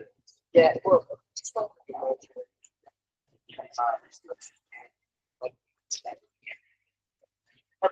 yeah, if you don't, if you choose not to, that's what you. so you have to, right? Yes. If you don't, if you don't, Someone who popped out of the cloud. Like, it's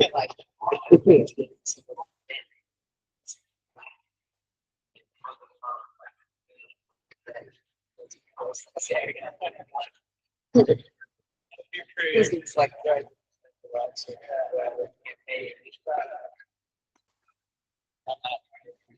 let the light calling.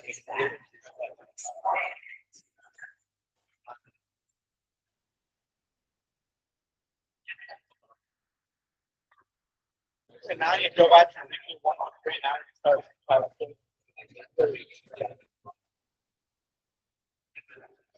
What are you? Like, oh, okay. Yeah. Well, crazy that 2016 was 9 years. But it's moved everything. Great.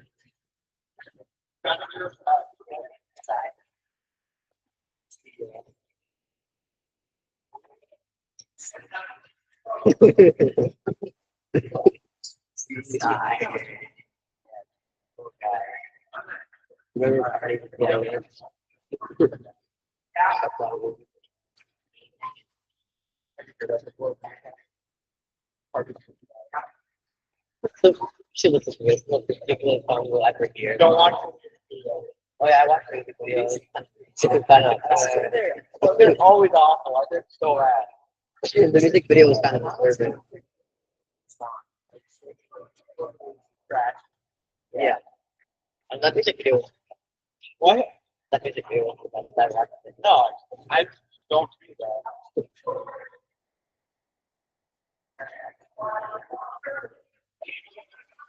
It's like, ah, you don't get it. That's fun. Right.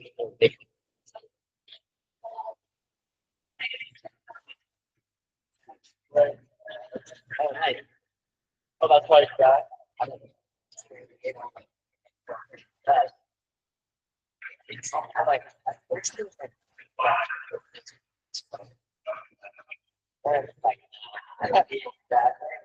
So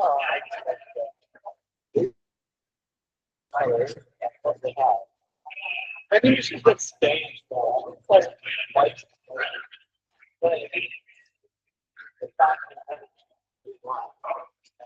There's a camp for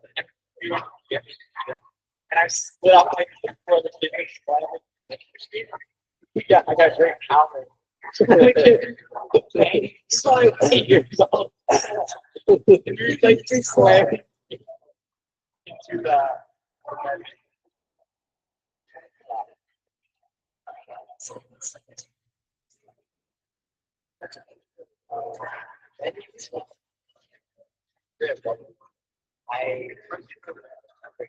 I didn't know buying a one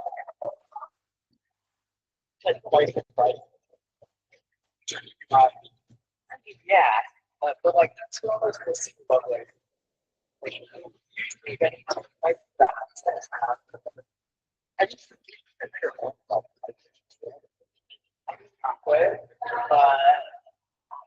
it's not. It was like it's kind of bad.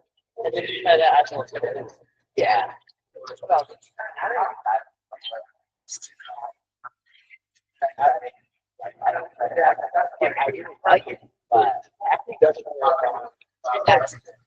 It's not a good catch. No, it doesn't like either, but it still helps stop the problem. And like that. We're happy at high. If I do, I can. It's good.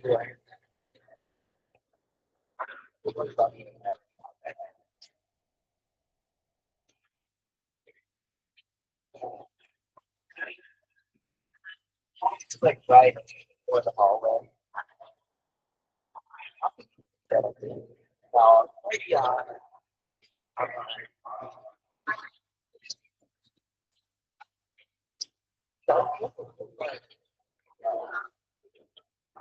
If you had like $1 million, yeah, I just IFR that you're the whole thing is life. You can be all day. I'd probably say a private.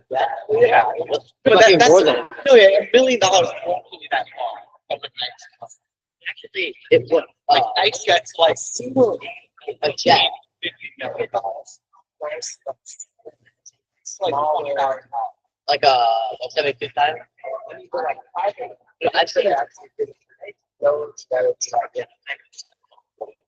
I don't want a private jet though where you for someone would I would want a twin engine like a B twin engine truck.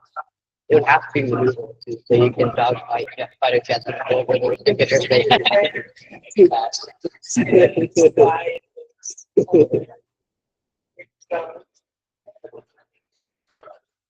Actually, you could buy like a surplus. Uh, Yeah, for like $2 million. Or I bet like an old Russian jet. You buy a Russian, I An don't old think you buy a jet. Russian jet. Yeah, with the Russian insignia. You want to pay it. I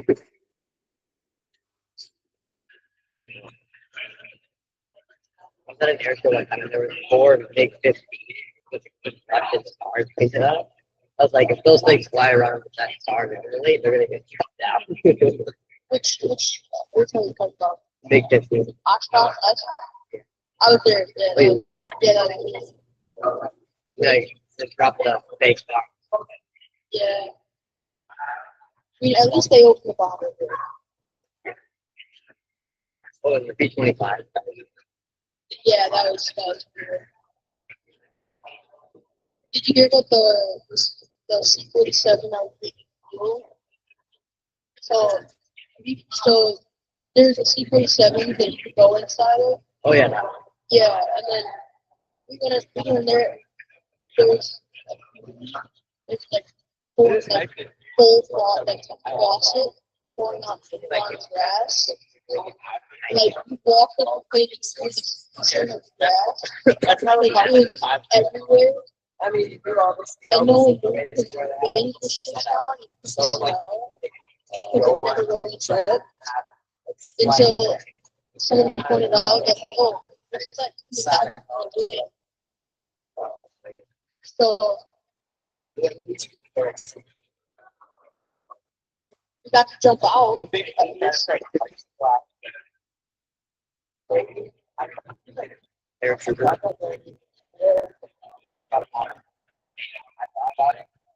would much rather if I had a fight be in an aircraft like airport. There's a lot of times you get stopped out after. Right, If you have an ejection.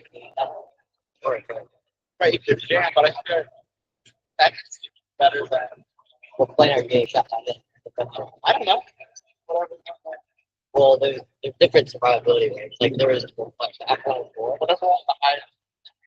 Survivability rate. Well, you'd be in a 74. Guys, 5 more minutes. There was a like, and it was so unsurvivable because of the wings were literally like a small. And we call it the man. It's so fast. Oh, the F-104. Yeah. Your turning radius was like so slow. Anyways, when you ejected, it shot you up the bottom. So if you eject it on takeoff, you're dead. If you actually check, you're just landing in the ground. So that's one for itself. Back and forward. You guys playing any games? Okay. Yeah. I think We don't flying a board game. That's guys. I think it's That's just really, you had all these wins and some of them.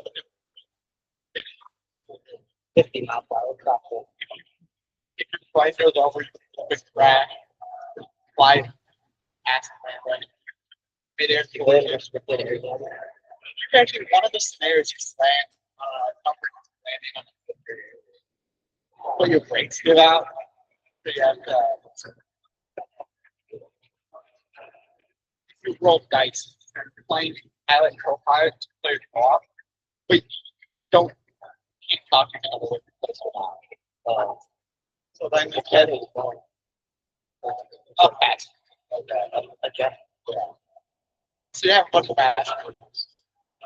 And then you have a scenario to add it into. Make a train before you land. And then you can your break. That's not fun. I just was working back actually crap. I like the physics was so unreal. Could do like Okay, everybody, why don't we go ahead and start getting back to our seats?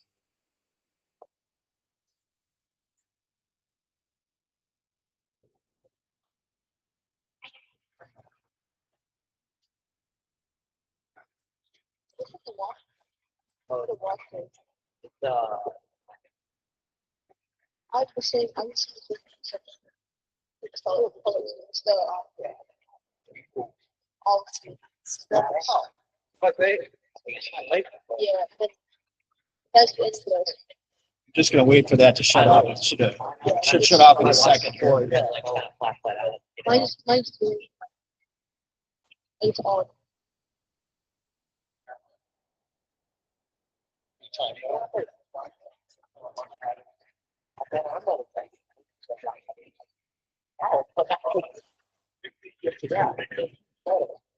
All right, let's go ahead and get started. We talked about the PHAK checklist. So one of the things they obviously want to let us know, this is important, is that these aeronautical decision making doesn't apply to just pilots. It applies to anybody that is involved in aviation. So they've got a little picture here. It affects maintenance technicians, air traffic controllers. They're all affected by this, and maybe to a certain extent, people that are on the field that are maintaining an aircraft or like a large airport or something like that. So again, all of these things can affect others. What that tells me is that obviously the FAA wants everybody to be safe in and around an airport, not just pilots themselves, because you could have a maintenance worker, let's say, drive across a runway or something like that. I mean, that they could have used these concepts that we're learning here to make a decision. Okay, should I come across it? Which also means for you is that you also have to be aware that other people can make mistakes. Just like we can all make mistakes, others can make mistakes and cause us to get into trouble or whatever. So let's see here. So this is another type of single pilot resource management. That's what SRM stands for, is single pilot resource management.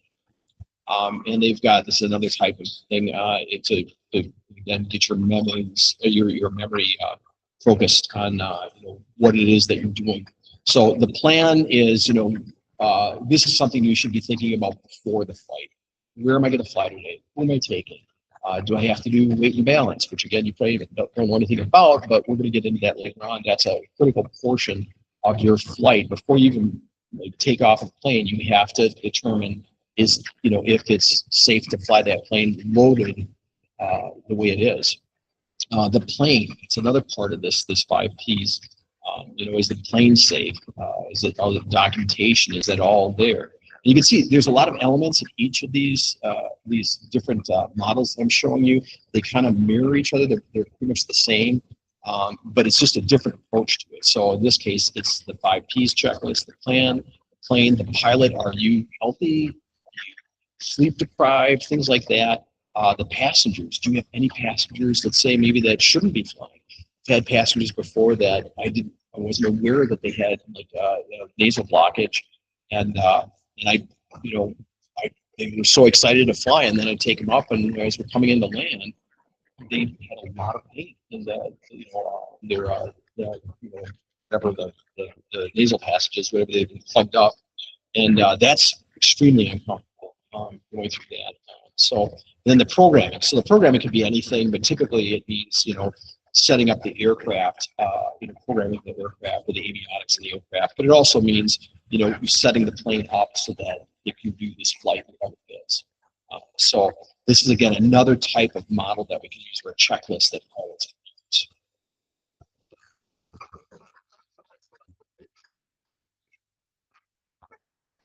Let's see.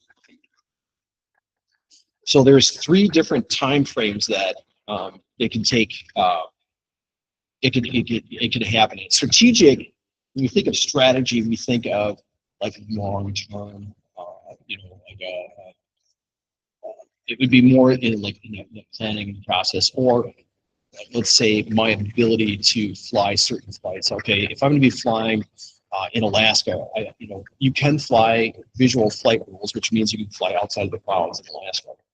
But if I'm going to get a job out there, I have to be able to learn to fly in the clouds. I'm going to have to plan on getting better ratings and getting experience at it. That even though you have the rating for it, doesn't necessarily mean that you can just go off and fly in the clouds. you have to have experience with it and, you know, usable experience. So that's kind of a strategic thing. It also applies to, you know, things like maybe you had a new avionics suite. So like a lot of aircraft are getting upgraded with these displays that look just like a flight simulator in the display, in the plane itself.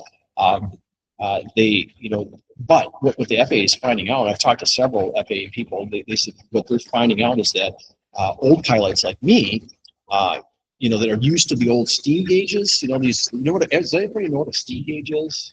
Anybody doesn't know what a steam gauge is? It's like an analog gauge. Yeah, it's here, let me show you once. Just hop in that.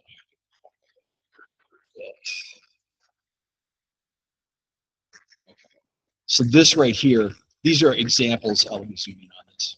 So these are examples of steam gauges right here, just old dial gauges, you know, whereas the real nice aircraft are going to have, you know, a glass cockpit, which we call the FAA, the term is technically advanced aircraft, or TAA aircraft. And those are basically anything that has, you know, it's called a multifunction display or something, some sort of display for all the engine instruments and map and things like that. So when you have something like that, that's considered technically advanced. But my point is, the FAA actually has said that old pilots like me that are learning these technically advanced aircraft sometimes don't know how to operate it. And so they get in a plane, they say, oh, I've got, you know, 100,000 hours or whatever. It's not a problem. I can fly anything. Does anybody know what that is? Macho, yes, good job. Okay, you guys for this? So they jump in the aircraft and they say they can fly it. The first thing that happens is they don't even know how to turn it on, or they know how to turn it on, but they don't know, you know, what all the different symbology means. So you know, maybe it's telling them that, you know, something is wrong with the aircraft. They can't read it, or they just ignore it because there's just too much information. So again, that's getting back to strategy here. That's something that the pilot should be learning before they even step in the aircraft. They should spend some time on the ground learning that avionics suite, whatever it is, Drummer 1000. There's tons of avionics suites that are out there that are these, you know, typically put in a technically advanced aircraft. So, and a lot of older aircraft are now getting upgraded to technically advanced. The twin I have is considered a TAA according to the FAA. It's got a bunch of glass instruments that have the moving max and everything like that. Indeed, nowadays there are applications on your smartphones that you use. This is ForeFlight that I use, but there are other ones out there. I can plan an entire flight on this, and it'll take into account my aircraft and weight and balance on it. It does a lot of work. I've got all the weather on here. I can see maps. I can bring up information about an airport. Just a wealth of knowledge. But if you don't know how to use it, it doesn't do you any good. And even worse, it draws your attention. This is the critical part. It draws your attention from doing the most important thing, and that is flying the plane safely. So, you know, pilots, this happened, and I hate to say this, but a good friend of mine was in an incident. He wasn't killed or anything like that, but he was flying, he was on approach, and a pencil dropped on the floor as it was coming in, and he reached down to pick it up, and he put pressure on the yoke, and the plane, the son was a twin, and it came down and hit the ground. Incredible pilot. I mean, the guy was just amazing, had like 20,000 hours of flight time, and something as simple as that, you know, pretty much ended his flying.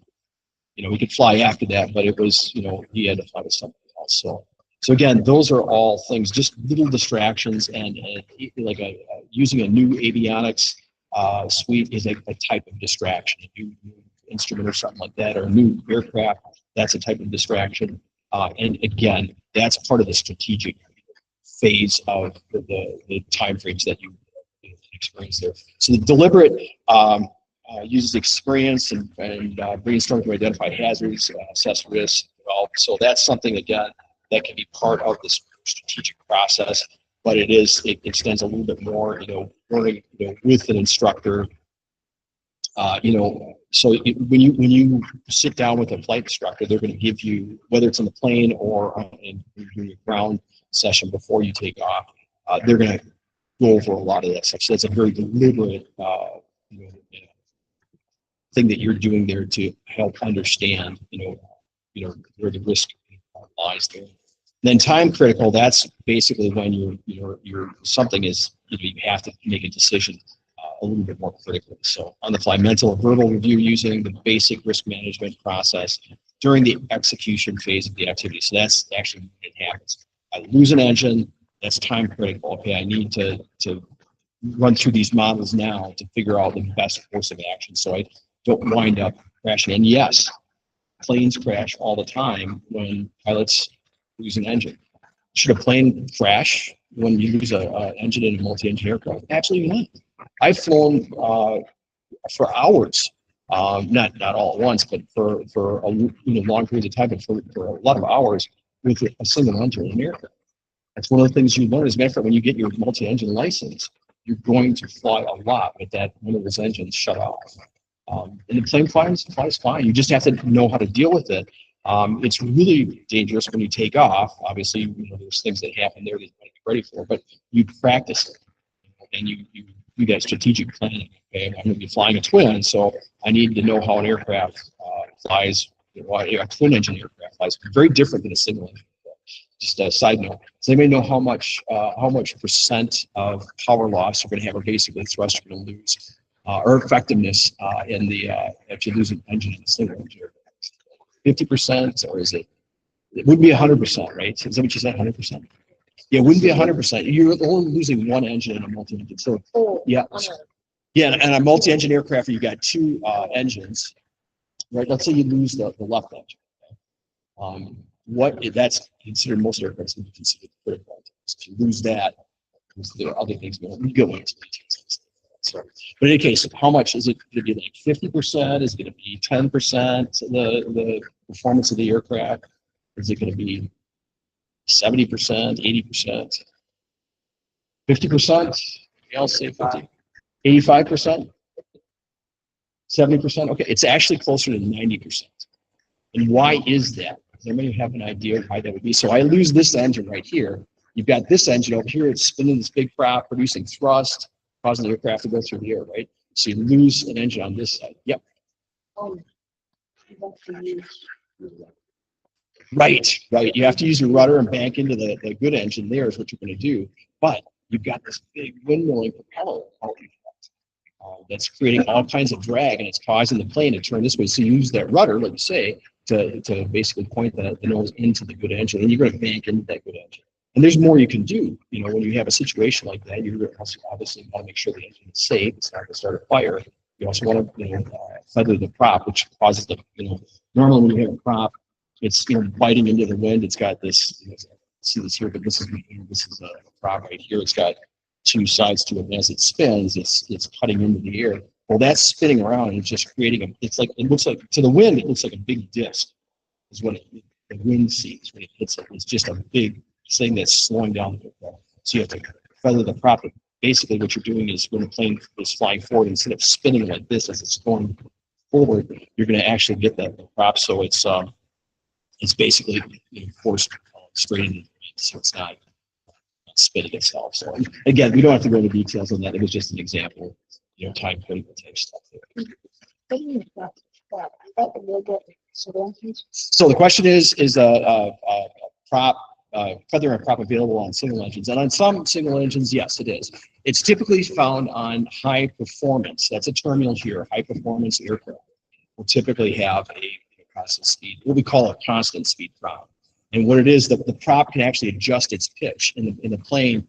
On the sim there, you guys when you use the sim there, do you see that blue knob that's on the sim there? Yeah, that's a control for your prop. It'll just adjust basically the amount of pitch that prop is doing. So, and again, we'll get into that a little bit more later on. So pilots can also perceive hazards using the PHAK checklist. Again, this is an example of one. I won't go into this. We've already kind of gone through this. So you've got the pilot, in this case, Gail is healthy, well rested. They go walk through the whole series of it. So this is a good idea, of if you want to understand how that PHAK checklist works. This is a good example. Oh yes, yeah. Mm-hmm. Yes, there is. Okay, the question is, there's such a thing as a 3-engine aircraft? And yeah, there's a bunch of them. So the DC-10, I believe, is a 3-engine. They don't fly it anymore. Yeah, it's so there was a Ford Trimotor. If you ever get up to Oshkosh at the air show up there, you're going to see a Ford Trimotor rides. That's a 3-engine aircraft. Gulfstream makes a 3-engine jet.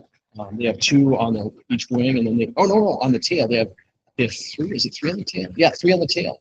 So they have 2 on either side of the tail, and then 1 basically in one with the fuselage. So very fast aircraft. So yeah, they do use 3-engine aircraft. Their own big things, or positive points and negative points. More stuff to keep track of. Okay. So this is another one, team checklist. Again, I'm going to let you guys read through this. This is stuff that you can kind of do on your own. I really want to move on to the next chapter so we can get through this. So, but again, just know that all of this stuff that you read in the ADM, this is stuff you're going to apply later on. We will review this later on in the course. I wish that in a way they would have put this at the end of the book instead of at the very beginning. I know what they're trying to do. It makes sense, but it's really hard to digest all of this stuff. When you first read this, it's like, oh man, I have to memorize all this. Well, when you go through the book, after you've gone through it, we've talked about examples, then we can actually apply some of these examples when we're done for the end of the class. At the end of our 2 months or so. Okay. And then here's some just an example of the DECIDE model here. Again, it's part of Aeronautical or ADM. And it walks you through the process. I don't think you have this in the book, but it's you can see the system here. They have, you're dealing with a situation. Is it a pilot situation, an aircraft environment, or external factors? You have to be able to detect whatever it is. And then getting some things here. Let's see.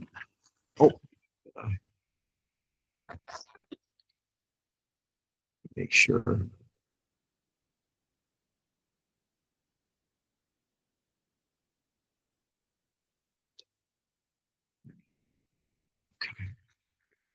All right, we'll go ahead here. So, so detection, evaluation of the event. Again, this is not stuff that you haven't seen before. And these other models that I've talked about, these are various, items that you'll have, steps you'll have to go through to determine, what the best course of action is. Again, all of this is covered under ADM. Now we're getting into specifics, how to deal with these things. So you've got desired outcome, okay. Solutions to get you there. You may have multiple ways of dealing with a problem in the plane or, with yourself or whatever. So you could use maybe a couple of different solutions or come up with one that's going to be the best. At some point, you have to make a decision on what the best course of action is. And then the effect of the decision. This is an important part of ADM. So in any model, you're going to evaluate if you have a problem, say an issue with something, you're going to evaluate, you're going to come up with a solution, maybe you're going to apply the solution, but then the last part of it is evaluating. Did the action that you took, did it actually resolve the issue? Did it solve that problem? So that's something, again, that's part of that decision process. You're going to actually go through it. And it's not enough just to say, okay, well, my fuel gauge doesn't work, or it's not a good example, it would be a good example. Okay, so my engine temperatures are running really high. What is if I, let's say I'll go ahead and enrich in the mixture. And you can't just leave it at that. You have to probably get into areas that you don't know about, but when you're enriching the mixture in an aircraft engine, it typically cools the engine down a little bit because you're letting more fuel go into the engine, and it mixes in with the cylinders and it has a tendency to cool, just like water does. When you pour water on something that's hot, it cools it down. Believe it or not, pouring fuel into the engine, more fuel, it actually does have a tendency to cool it down. But anyway, you have to see, does it actually cool it down? If you actually enrich in the mixture, did it really cool the aircraft engine down? Well, you've got gauges in the cockpit you can look at to verify that it did. So that's the full loop. And then you can keep going through that loop again and again. If there's other issues that come up with the plane or the same issue comes up, maybe you have to use a different solution there. So Again, they've got the decide models here: detect, estimate, choose, identify, do, and evaluate. So again, detect an issue, estimate, the need to counter whatever the change, whatever it is, choose a course of action, and then you have to see the different maker. Yeah, identify the actions which could control the change. So they've got an extra step in there, but that's, you just because you've chosen an action doesn't necessarily mean that that is the action that's going to work. You may have to use a different action or something like that, a different solution for it. And then you have to execute it. That's the do right here. And then you have to evaluate. But the decide model, again, helps you deal with those. And those are closed loops. So you can practice that decide model over and over again as you're flying. If you detect an issue with something, well, you would go through this process. Now, again, if you use common sense, you don't need to remember that. Don't spend time in the cockpit trying to figure out what that acronym was. You need to deal with the issue, whatever it is, and you want to mitigate any problems with it. So again, there's a lot of acronyms. I do apologize. That's just aviation in general. We just have lots of acronyms. So, all right. So again, operational pitfalls. I think they may have this in the book. I'm not sure if they do. You guys will have to tell me. They do. They do. Okay. Yeah. Again, I'm not going to read through this. This is stuff that you guys can read on your own. So the get there items I talked to you about. Scud running is a real popular one. What scud running means is you got let's say the ceiling is only like 500 feet, which is very low for flying. And there's some areas that you might be able to fly that. I wouldn't around here if I'm flying in VFR conditions. Now, if I'm flying IFR instrument conditions, I actually get a clearance and I can go through the clouds and fly in the clouds. Then I'm safe. But as a private pilot, you're not going to be able to do that. You have to get an instrument rating to get to fly into the clouds. So scud running is actually flying below the tops of the clouds. So you're going to be flying, like this. The ground is right here. This is not a good idea. Whenever you hear the term scud running, it is a very dangerous thing. There are towers, when you're that low to the ground, there are towers that you will never see. We look at radio towers and stuff like that. They have lights in the top. Sometimes they have lights in the middle. But there's guide wires around towers, and you could easily clip one of those when you're scud running. So that's, again, if you want to know what scud running is there. Let's see, loss of positional and situational awareness. That's just talking about your ability to figure out where you are in space, or what attitude the aircraft is in. On a foggy day, or like a misty day, it may be hard to see the horizon, and you may not know if the plane is pointed up like this or down. Let me just the plane here. So if you're pointed, you may be in a nose high attitude in a climb or something like that, or maybe in a nose down attitude diving, and it may look like you're flying straight and level. I've had it flying, and it's really weird, but I've had this happen a couple times where I've been flying in instrument conditions, and for some reason the cloud layer, and it was probably the leading edge of a cold front, but basically the cloud layer was like this across the horizon. And I'm flying in the clouds, and I would see peaks of that. I'm thinking, oh my gosh, I'm in a right bank. I got to correct it. My attitude indicator is saying I'm flying straight level, but I look at it, look at the clouds, and they're like this. They're actually a perfect line. And this, I don't know if you've ever had that happen before, where the clouds during a real is it a cold front? It would be a warm front probably, but you have a lot of clouds. Yeah, where they're actually at an angle like that. It's really weird, and it's very disorienting. So that can cause certain types of an issue with your situational awareness or positional awareness. So, and maybe they may be talking about too where you are. Let's say if you're flying from one place to the other, are you near your airport or something like that? We call it also spatial disorientation in there. So that's what I was just describing. Orientation. But again, knowing where you're at. If I'm flying down around Madison and I don't know where I am in Madison, that's a bad thing. So those are types of things you have to be aware of. Okay. So again, read through that stuff. Again, I don't want to get into too much detail on there because we've got a lot of stuff to cover here. Any questions though on any of that stuff? Yeah.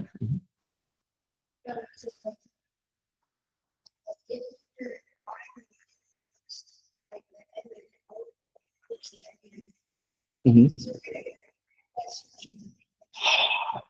There have actually been cases where pilots have lost a good portion of a wing, and they've been able to recover from it. The real question is, why are you flying that low? You know, that just shouldn't happen. But I mean, most of the times in small aircraft, that's a game over situation. You know, because when you're that low to the ground, you can't recover. If you were up at, you know, 5,000 to 6,000 feet, you might be able to recover. Even if it took off a small portion of the wing, you might be able to. When you're that low to the ground, like 500 feet, that comes up fast. If you're at 500 feet and you point the nose down, you'd be surprised how quick that ground comes up. And so, you know, if something like that happens, it's the startle factor for the pilot. You know, what happened? You know, what should I do next? And, you know, if the conditions are not ready, just stop. So, yeah, but yeah, there have been numerous cases where pilots have lost, I mean, a good portion of the wing, and they're still able to fly it. So it is possible, but again, let that low to the ground, probably unlikely. So, okay. This is something that, again, you know, we talk about ADM, but, you know, the single pilot resource management, another thing that we can do to help us as pilots when we're flying is to have somebody, a passenger, for instance, help us, you know, confirm that, you know, certain tasks are done or something like that. Put them to work and employ them. So after you get your pilot's license, you will be taking up friends. You know, they're going to take them up and put them to work. It does two things. Number one, it prevents them from distracting you. You know, about talking about something else. You can say, hey, I need you to read this checklist. And then they're not going to go off and talk about the, you know, baseball game or football game or softball game or something like that. They're going to be focusing on flying. Now they feel like they're invested in the flight itself. So those are things you can do to help. And it's a good way to be an ambassador for aviation, you know, get them involved in you know, that aspect of aviation there. So something I'll just mention here. So aviation or aircraft, the aviation industry is not made up of just pilots. We talk a lot about aviation. We just instantly think of pilots, but there are so many other people that make aviation, general aviation, commercial aviation, work, military aviation, all of that stuff that makes this aviation work. You know, we're all trying to do the same thing. We're all trying to have safe flights. So air traffic controllers, the FAA, they're all doing the same thing. They're trying to produce safer pilots, safer flying conditions, and reduce that risk. And controllers, air traffic controllers, are incredibly important. If you talk to an air traffic controller, you know, a lot of times, you know, people think, oh, air traffic controllers are always out to get me. If I bust an altitude, let's say, you know, penetrate, you know, Madison airspace, they're going to report me instantly. That's not how they work. They're not the police officers of the sky. They are there to ensure that you have a safe flight. Now, if you do something really stupid, yeah, they're probably going to report you because, you know, and quite honestly, I'm glad they do, because I don't want other people flying up there that could risk, you know, an airline flight or my flight or passengers and stuff like that. So, you know, we want to avoid that. So again, but controllers are there to help. And you'll find this out too later on when we talk about some of this stuff. They'll be there. You know, if something happens, they're right on the radio with you. They can walk you through situations if you're already talking to them. So, yeah. So this is a good. I love this image right here, because it gives you an idea of all the things that are going on when you're flying a plane. So, you know, this pilot right here is probably stressed out. They have to do their checklist. We're talking to the tower. The tower's giving them instructions. Okay, you're cleared to land, runway, you know, 1, 2, or something like that. They have to look at their gauges to make sure everything's running. They don't show the engine gauges here, but I know that they're looking at those engine gauges to make sure it's right.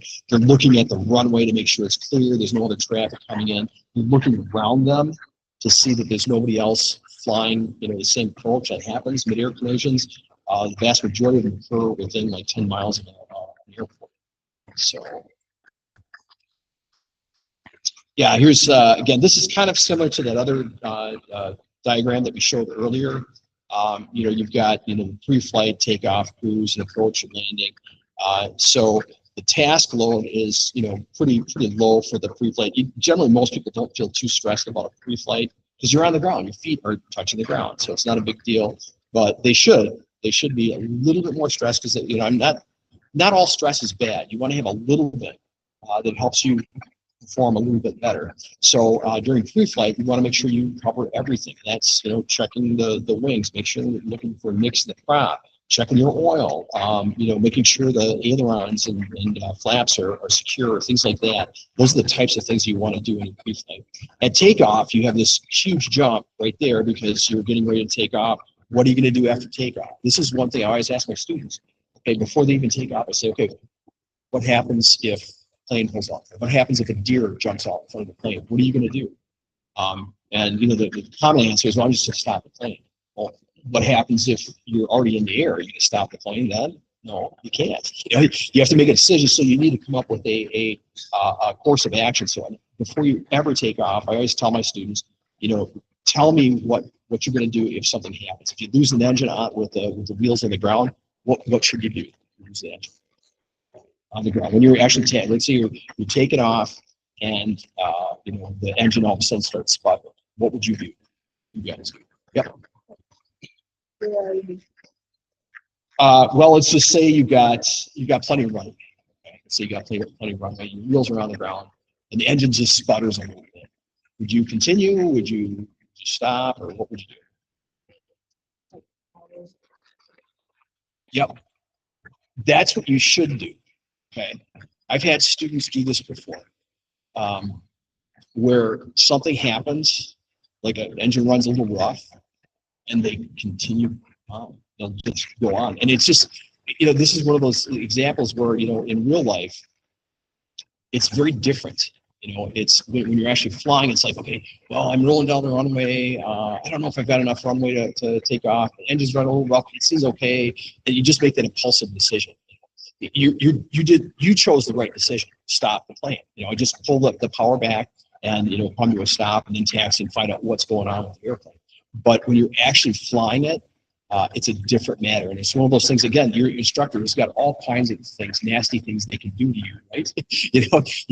I could do all kinds of things to students to make them think that the engine is about to fail or roll a tire or something like that. So when that happens, be ready for it. And this is something you can practice with the sim. Have somebody sit behind you. I can set that sim up so you can have instructor station behind it, and you could say, your evil friend can press a button to make one of the tires go flat, and just see how they respond to it. Are they going to try to fix that and climb out? Well, that would be not a good thing to do, But that's the kind of stuff you could practice that procedure on a simulator instead of in real life. Now, obviously, in real life, the only thing you can do, I simulate that just by pressing on the brake or pressing a little bit on the rudder pedals to simulate it. And I want to see what it does to the student. Do they stop right away and say, "Oh, something's going on"? The first reaction should be just chop the throttle, especially if you got more than enough runway. Now, once you're in the air, that's a different matter. If something, you're a bang or something like that as you're taking off and you're on a runway, okay, is the engine still running? Those are fast decisions that you're making. The engine's still running. Continue on. So, anyway, getting back to this, so takeoff again, high workload, a lot of stress there. You can mitigate that again by saying it out loud. I do this by myself when I fly by myself. I will say, okay, well, the winds are out of this place. If I lose an engine after takeoff, I'm going to continue on, come back in, and land at the airport. If I lose an engine, if there's any problems on the ground, I'm just going to chop both throttles and come to a stop. And I always say that before every flight, whether somebody's sitting next to me at all or not. It just engages your brain to make sure that you are ready for it, because someday that's going to happen. Something like that is going to happen. You want to be ready for it when you go up, and every flight, just practice that, saying, "This is what I'm going to do." Okay. Cruise flight again is just the most boring portion of the flight. It's beautiful because you get to look outside. It doesn't mean that you're free of tasks. It just means that you don't have that task saturation. So when you're at cruise altitude, you're doing things like checking your navigation, looking at fuel. You're also looking outside the aircraft to make sure that you're not, slam into somebody or something like that. So you're still busy up there. It's just not as busy as it is to take off. And then obviously the approach and landing, that's where it gets really stressful. And if you're landing at a controlled airport, this can be extremely difficult for some people to manage all the tasks. So just imagine you've got to get the plane configured for landing. You're listening to air traffic control telling you, okay, turn right, we're going to intercept, just intercept the right base for runway 18 or something like that. They're giving you these instructions. They maybe throw the winds and the altimeter in there. It's just more language that's directed at you that you're going to have to figure out, when it comes time to actually landing. So, and that's the highest task saturation point. If your capabilities of dealing with that are fine, let's say you fly into Madison all the time, okay, and you're very comfortable with that. Well, then all of a sudden, this red mark is not going to be here. This right here, this is your task requirements. That's going to be below your capabilities. So I mean, it's not going to be beyond, say, your capabilities, and so you'll be able to handle it. But if you're let's say a student pilot, and you have to fly down to Madison, that task load could be way beyond your capabilities. And now you just saturated with too much stuff. So simple thing, all that stuff I just said can be condensed down into a couple of words, and that is, don't drop the mic. Don't drop the plane, fly the mic. This is something that Rob Machado, he's a comedian for one thing. He's an incredible pilot, great instructor. He always uses this term, don't drop the airplane to fly the mic. So what that means is fly the plane first. Don't do anything else. If ATC is screaming at you and saying, hey, you need to turn right, unless they say there's a plane in front of you, you need to turn right now. But I mean, if they're saying, can you get back to us when you can, or whatever, or contact such and such on this frequency or whatever, and your plane is in a stall, let's say at a high altitude, and you're coming down really fast, fly the plane. Okay, you always get back to that. Always fly the aircraft. Put the attitude indicator, look at the horizon, get the plane straight and level. It sounds simple, doesn't it? It sounds really simple. It's not. When you get out in the real world, it's, when you're actually flying in a real aircraft, all these little distractions like that conspire against you to make it difficult for you to execute the most simple thing, and that's to fly an airplane. When you're up in the air, it's easy to fly a plane. It's just basically you want to get the nose, so that it's, basically, let's say you get in a situation where the plane is flying like this or something like that. Okay, well, how do we deal with that? We just use our eyes to get it to roll out. Okay, so you'd be surprised the number of times that where pilots are in a situation like this, and the first thing they do is they're talking on radio or something like that. It happens. JFK Jr., I don't know if you guys remember that. You guys are way too young to remember this. I think everybody here except for me is too young to remember that. But he was killed in an accident where he lost reference to the horizon and basically did what's called a graveyard spiral, and came in. And he had enough flight time, and legally, I think I don't think it was IFR conditions. I think he was just flying in it was night conditions, but he was flying over water. It was really dark. It was really tough. But anyway, he went into a graveyard spiral. Basically, you come around. What you do is you're thinking that the plane is flying straight and level, but you're losing altitude, and you wind up creating these tighter and tighter turns. We'll get into it later on. But all that to say is that it can happen to anyone on something like that. So again, always fly the plane first. Everything else is secondary. So here's a couple examples of some electronic flight displays. I remember I was talking to you guys a little bit earlier about these. So with electronic flight displays, or IFDs, this is what you typically will see in newer aircraft. And we'll get into this a little bit more. Whereas the steam gauge aircraft, that's going to be, let's see if we go. Yeah, here. So this is a steam gauge, aircraft. It's got here's a good example here. So you've got your instruments. Here's airspeed, attitude. We can get into all this stuff later on. And this one right here, same thing, but it actually has everything that this has up here, but it's condensed into a display. And you can see when you look at this, you look at various components here to figure out what direction you're in, what your altitude is. All of that stuff is here, but you have to know where to look at it. So that's why I was saying, that when old guys like me, for instance, they transition from the old aircraft like this to new aircraft, they're kind of lost because they don't know where to look for things. There's a lot of stuff that's buried right in this area right here. Obviously, they call these the tapes here. So you've got your airspeed tape typically on your left-hand side, and your altitude tape on this side. Up here, we've got our altimeter right here. That is, the equivalent of this, and your speed there. So, but in any case, again, we'll go over all this stuff later on. So. All right, and example of an autopilot here. These are all things, what I'm showing you right now are things that if you're not comfortable with using them, they can be very confusing, and you can have your head buried in the aircraft just looking at that. There was an L-1011 that went down, I think it was in the 70s, so maybe earlier than that. Does anybody know about this? Everybody hear about this? So it's the 3 pilots. Basically, you had an engineer and 2 pilots that were in the cockpit, and there was a light that was flashing on the panel, and they were trying to figure out what is this thing going off for or whatever. I think it was something along the lines they do with the landing gear. Unbeknownst to them, somebody accidentally hit the autopilot.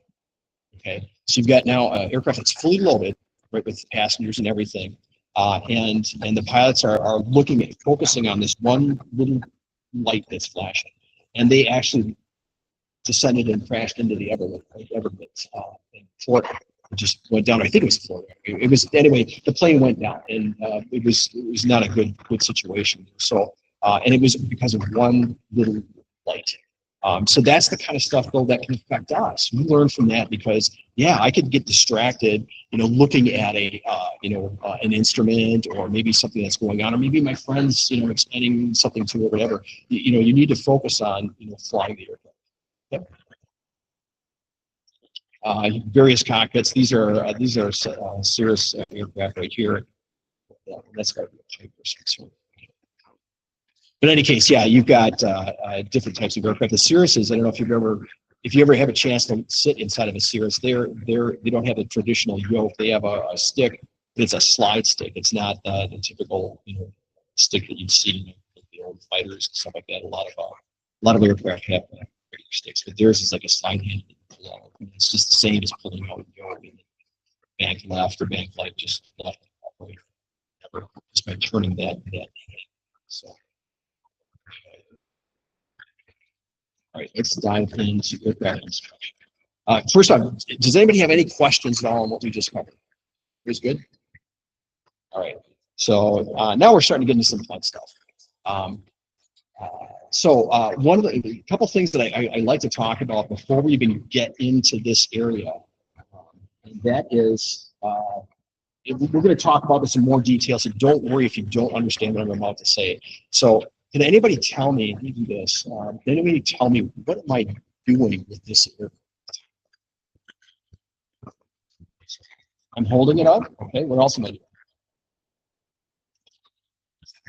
I'm holding it here. What else am I doing with it?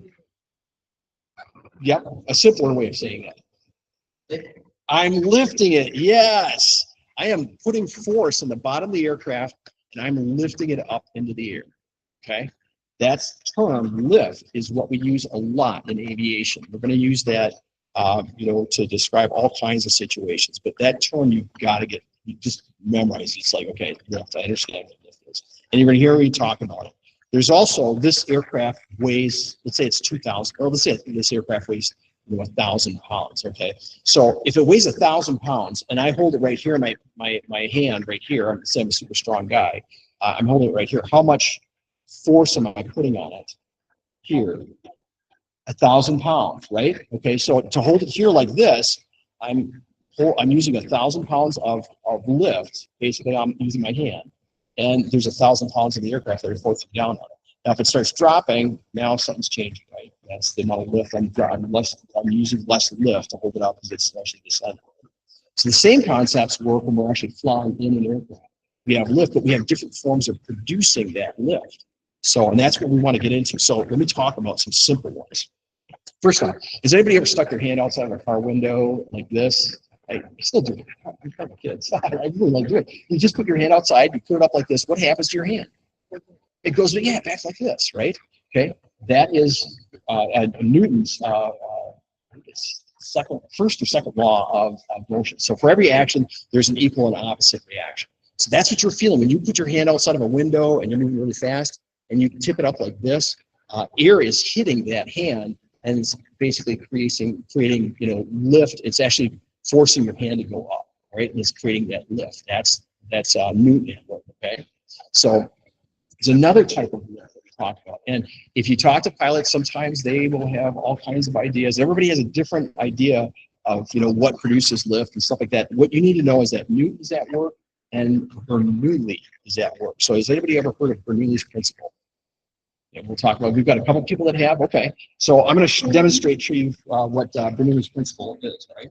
So I don't know if you guys can see, yeah, I'll turn it down low enough so you guys can see. Can everybody see back there? Okay. So what Bernoulli's principle is the faster a fluid moves over an object, the faster it moves, the lower the pressure. Okay? You're going to hear me use that term pressure a lot. We need to understand pressure. I was applying pressure here to lift this up. Okay, that's pressure. That's a type of pressure. There's air pressure, which we really get into in aviation. We talk about air pressure all the time. So again, the Bernoulli's principle is the faster a fluid moves, the lower the pressure relative to whatever. Okay, so we've got static air down here below this sheet of paper, right? Okay. So what do you think, if based on Bernoulli's principle, if I blow across this paper, what's going to happen to the end of this? Is it going to blow down? Is it going to blow up? Why is it going to blow up?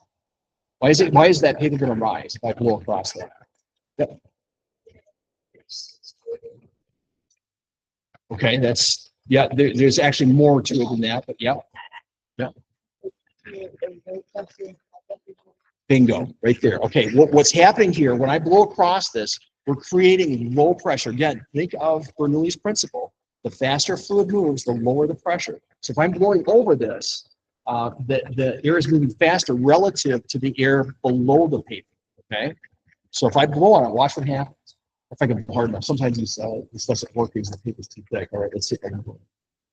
Did you see that? Did you see it actually move up a little bit? Now, if I had an air compressor, I could really, you know, this would actually rise up. Let's move it down here so everybody can see it. And you see that, how it lifted up in the air there? That's Bernoulli at work, okay? Newton is sticking our hand out the window. Bernoulli is air blowing across the window. And it produces a lot of lift. If you have an aircraft that's flying really fast, you can produce so much lift flying straight and level that you actually bend the wings off. Now here, this is a good one. Have you guys ever seen like a 777 or even a 737 and just looked outside the wings when you're in these airliners? Look at the tips of the wings. Have you seen those have you seen like flap up and down? Do you know on a 737 they can bend up to, I think it's like 40 feet or 60 feet in any direction? They actually did destruction testing on a, and I'm pretty sure it was a 737. What destruction testing is on an aircraft is they actually will put it in a big vise, basically, they hold the airplane, and they literally destroyed this aircraft. But they have these huge pistons, and they wanted to see how much pressure these aircraft would take, and they took it all the way to 60%. And believe it or not, it snapped a couple of spars in the wing itself, but the wing was still flyable, even at that 60 feet up, I should say. 60 feet up. And so they take a tremendous amount of pressure, but that is because, again, the faster an aircraft moves, you're developing lift, so those wings are they're gonna go up like this. They're actually gonna bend up like that when they're flying. The 777, if you ever see that in flight, those wings really bend up. Just if you ever just do a Google search for 777, a Boeing 777 taking off, and when it the takeoff after it's taken off, you'll see those wings just bend. It's insane how much they bend up, and a lot of that is, again, Bernoulli. It's those wings. Think of it as almost like a vacuum cleaner up here. You've got lots of, when you're moving really fast. And again, remember, think about Bernoulli now. The faster the fluid moves across the top, or the faster it moves, the lower the pressure. Okay, so if you're moving really fast, the relative pressure between the top side and the bottom side is going to be much greater. So you're going to be producing more lift. We'll get into this. Don't worry about. We actually talk about this in another section. But I want you to be aware of this because we're going to be talking about a lot in just about every session we do. So those wings start moving up. But in any case, the faster you move, the more Bernoulli is working. Okay, the less Newton is working. Okay, and the reason for that is, like Newton is if the plane is flying like this right here, Newton is doing a lot of work right here. Not so much manually, but a lot of new. When you're flying real fast through the air like this, then vernier starts taking over. And again, it's transitioned to a different type of lift. Okay, does that make sense to everybody? Again, we're going to go into this in great detail to kind of understand how those work, but that's a very important point to remember. So a couple points here. So there are you've got lift, and weight is counteracting lift always. Okay, so you've got the weight of the aircraft. Let's say it's 1,000 pounds. If it's let's say the plane is in a I won't get into some of the stuff because it's more advanced stuff, but let's say just flying straight level. Okay, if the aircraft weighs 1,000 pounds, there's going to be 1,000 pounds of lift. We're going to get into climbs and descents, which oftentimes confuses people. But in a steady state, you'll hear me say that term a lot, steady state. In a steady state climb, let's see if you guys can get this. In a steady state climb, do you think weight and lift are the same? Okay. So we say no. Actually, a lot of people say no. Actually, it is. They're the same. And the reason for that is that the aircraft is what's producing the climb, allowing the aircraft to climb, is the excess thrust on the wing. And again, don't worry if you don't understand that, because this is one of those areas that we dive into a little bit deeper, but you do need to understand that concept, that in any steady state in the aircraft, the weight always equals lift, always. Okay? It's when there's a change in pitch, whatever, change in attitude, that's when your lift and weight change momentarily. Once you're in a steady state, the lift always equals weight. And it is a question you will see on the test. You will actually see that on there. So the other two components we're talking about here are thrust and drag. So we know what thrust is, that the rocket engine, thrust, blowing out thrust. It's just a force. That's all it is.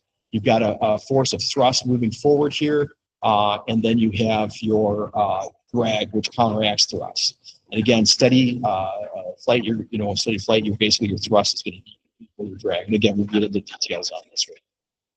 So, so let me show you one other thing. So I like doing this because not everybody has gone through this. If you've gone through physics class, it does make sense. Does everybody understand what a vector is? Yeah. Vector, okay. So somebody want to tell me what a vector is? Okay, so no, that you're thinking of vortices. So in physics, oftentimes what we'll do is when we describe the force of something, we use what's called a vector. So let me show you what I mean by that. So this is a vector line right here. Okay, it denotes two things. It denotes direction, and it denotes strength. Can you guys see it? Okay. Right. It's the force. Well, not doesn't. You could use this on lift, weight. You could use it on anything. You could use it on your car. There's a car moves forward. All right. If it's going 2 miles an hour, this is going to be a really short line right here, but the direction is still going to be forward, right? Okay. We use vectors a lot in aviation to describe things, and to help you understand that, you need to know, how they work. So again, it's easy to tell what direction a vector is because it's pointing in its direction.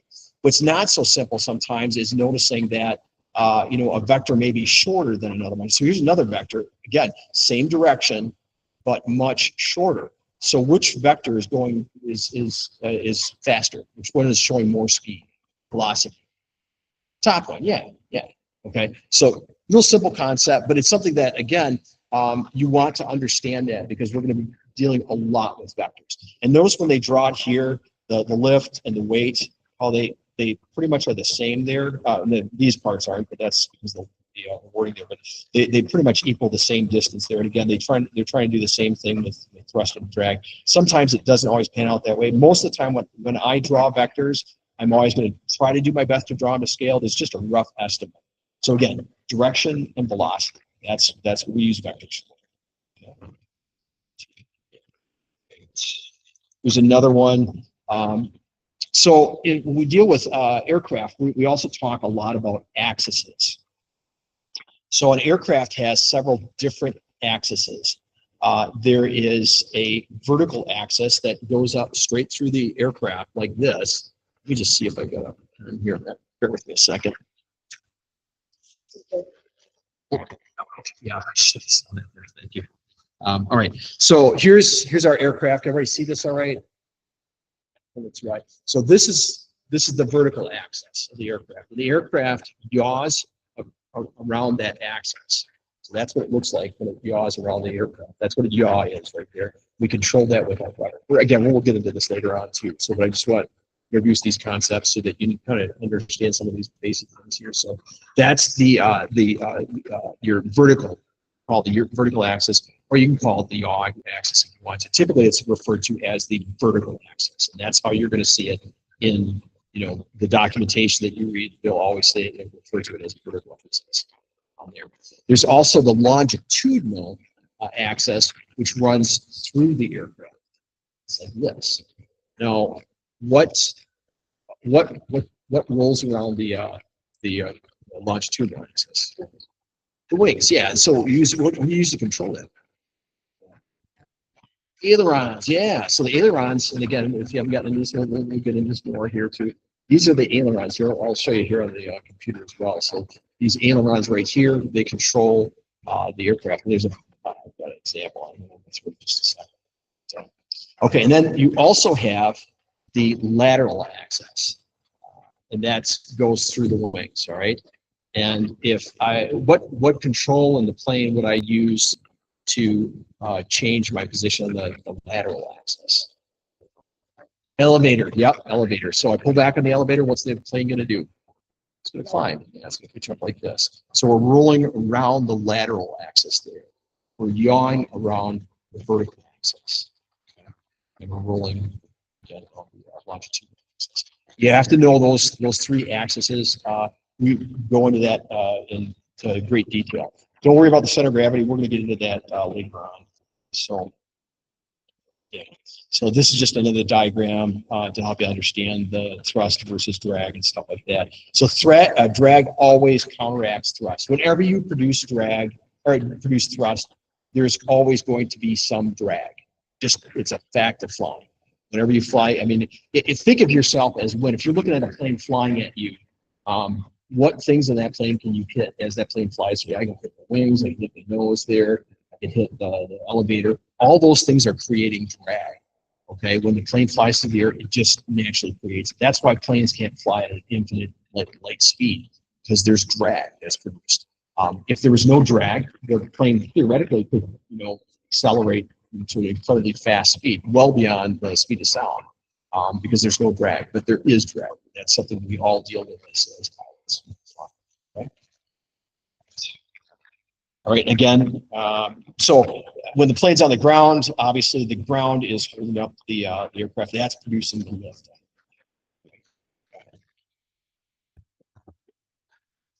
Yeah, here's just a diagram. We've already gone over this. I told you, like if I'm putting 1,000 pounds of pressure on it, this is a 1,000-pound aircraft, then yeah, it's going to stay there. If I maybe drop down to like 95 or 950 pounds of pressure, holding this 1,000-pound plane up, it's going to start descending. And again, thrust we can think of in terms of pounds as well. This is kind of a interesting one. So when you've got thrust moving, you could actually put like a scale behind it and measure how much weight it is actually putting force on the aircraft to move it forward, right? It's putting weight on the air essentially, and it's causing the plane to move forward. So we can actually quantify that using pounds. So if you've got 200 pounds of thrust, not uncommon for a smaller aircraft. I have 200 pounds of thrust that the engine, the prop is producing. It's going to pull that plane forward. It's like it's as if somebody has 200 pounds of pressure and they're pushing on the plane with 200 pounds of pressure. It'd be the same if let's say I held a scale with my hands and I put it on the back of the plane and I started pushing and that scale reached 200 pounds. That's the same thing. Okay, so you've got thrust, whether it's thrust here, or somebody pushing on it really fast. And you've got that same amount of, again, that thrust. It's whether it's through the prop or somebody pushing. All right, and drag again. We use the same process there. drag also produces pounds of pressure. So in this case, as the plane moves through the air, let's say it's flying with 200 pounds of thrust, there's 200 pounds of drag that are resisting it, okay, that are just basically keeping it at, basically zero. It's just flying straight through, all right? So does that kind of make sense? Any questions on any of this?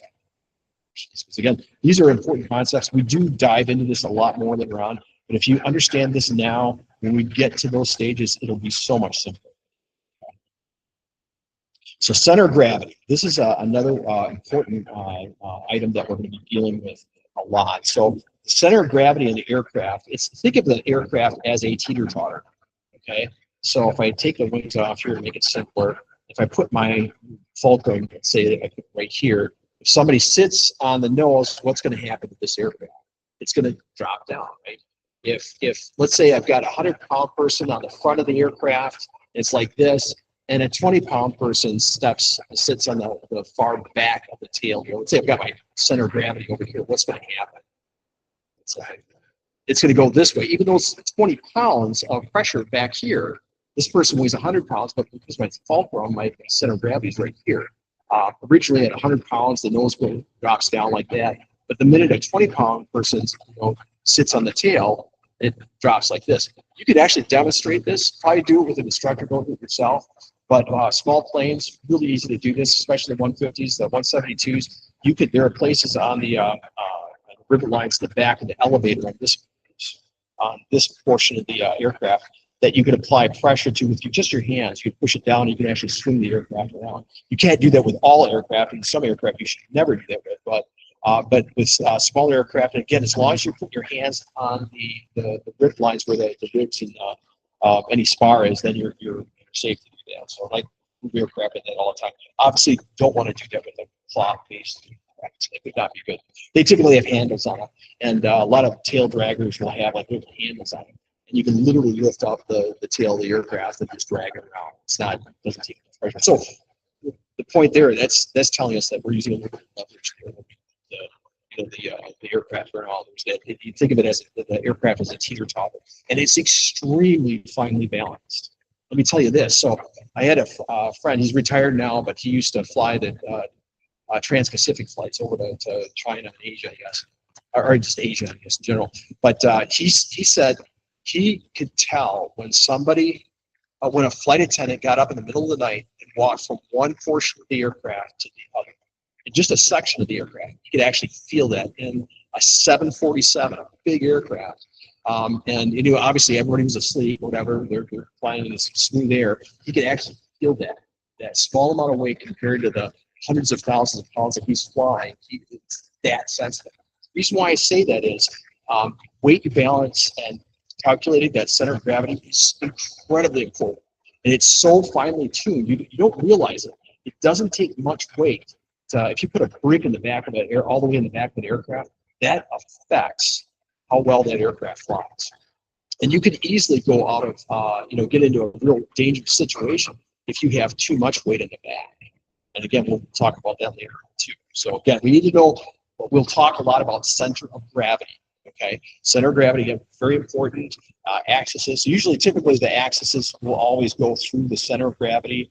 Longitude, your latitude, lateral, your vertical axis will all pass through that. That's the center point. That's where your fulcrum is there. Okay, it just rests on it. Right? Yep. Is center of mass gravity? That's a good question. I would think so. I mean, it's we don't generally talk about center of mass in the plane itself. We typically talk about center of gravity on there. But I mean, I suppose you could use the same terms. It's basically you're saying where's the center of this mass. So I think the answer would be yes, it would be the same thing. But I can look into that for you. All right, so let's go over here. So we talked a little bit about this. The pitching, it pitches around the lateral axis, longitudinal axis, it rolls around there, and you can see what they've got here for the diagrams there, and then it yaws around the vertical axis. This is a good illustration to refer to. I'd mark that page because again, you're going to see that a lot.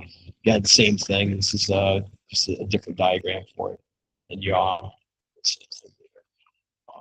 So here, these are a couple terms, and again, a little more advanced, but I do want to share them with you. So you have your center of gravity and your center of lift. So those are, this is, I'm not sure if you guys do have this, I think, in your books. There's a diagram that describes that. So let's just talk about this for a second here so you have a better understanding of it. So typically in an aircraft, you're going to want that center of gravity ahead of the center of lift. So first off, what is the center of lift? Does anyone want to take a guess what that is? Yeah, basically, it's not really where lift is going to be applied, because actually there are all kinds of components that the lift are applying to across the aircraft. But if we had to calculate where that center of lift would be, it's typically in most aircraft it's going to be somewhere back here. The center of gravity is going to be forward of that. Okay, and we want that. If the center of gravity is too far back, some bad things can happen. Let me demonstrate. So let's say we put, it's a 1,000-pound aircraft and we put 500 pounds on the tail. What do you think is going to happen to you? It's going to want to pitch up like this. And we can push that control yoke full forward, and there's nothing we can do to get it to fall forward because there's too much weight in the back. It's the same again if you have a teeter-totter and we have a 100-pound person on this side and a 150-pound person, let's say a 100-pound person all the way back here. Again, this is the fulcrum point. The person that is 100 pounds right here has a lot more leverage. Right? Does everybody know how levers work on that? So if my finger right here is the fulcrum, and you've got 100 pounds out here, and you put 100 pounds way out here, this is going to have a lot more force. That's going to pull that nose back like that.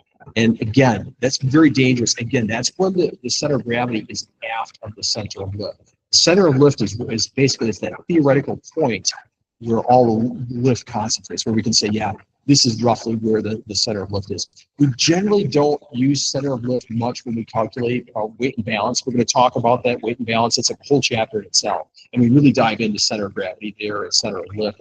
But center of lift is just one of those things that we kind of talk about. You should know about the center of gravity. You absolutely have to understand how center of gravity works in order to get past that weight and balance problems, and also to be a safe pilot.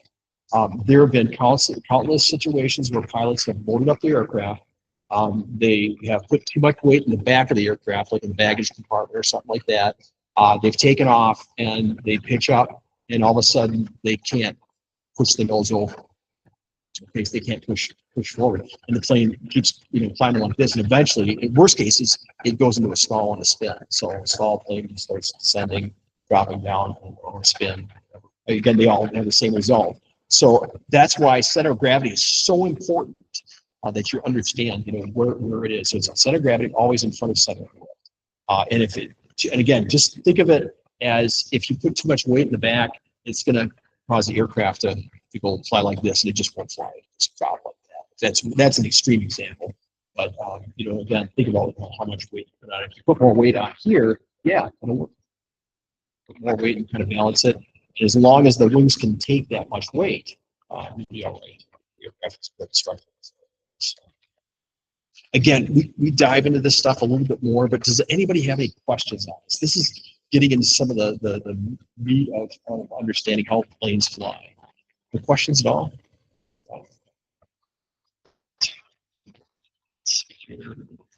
Okay, so the different components of the plane. And I'll dive into the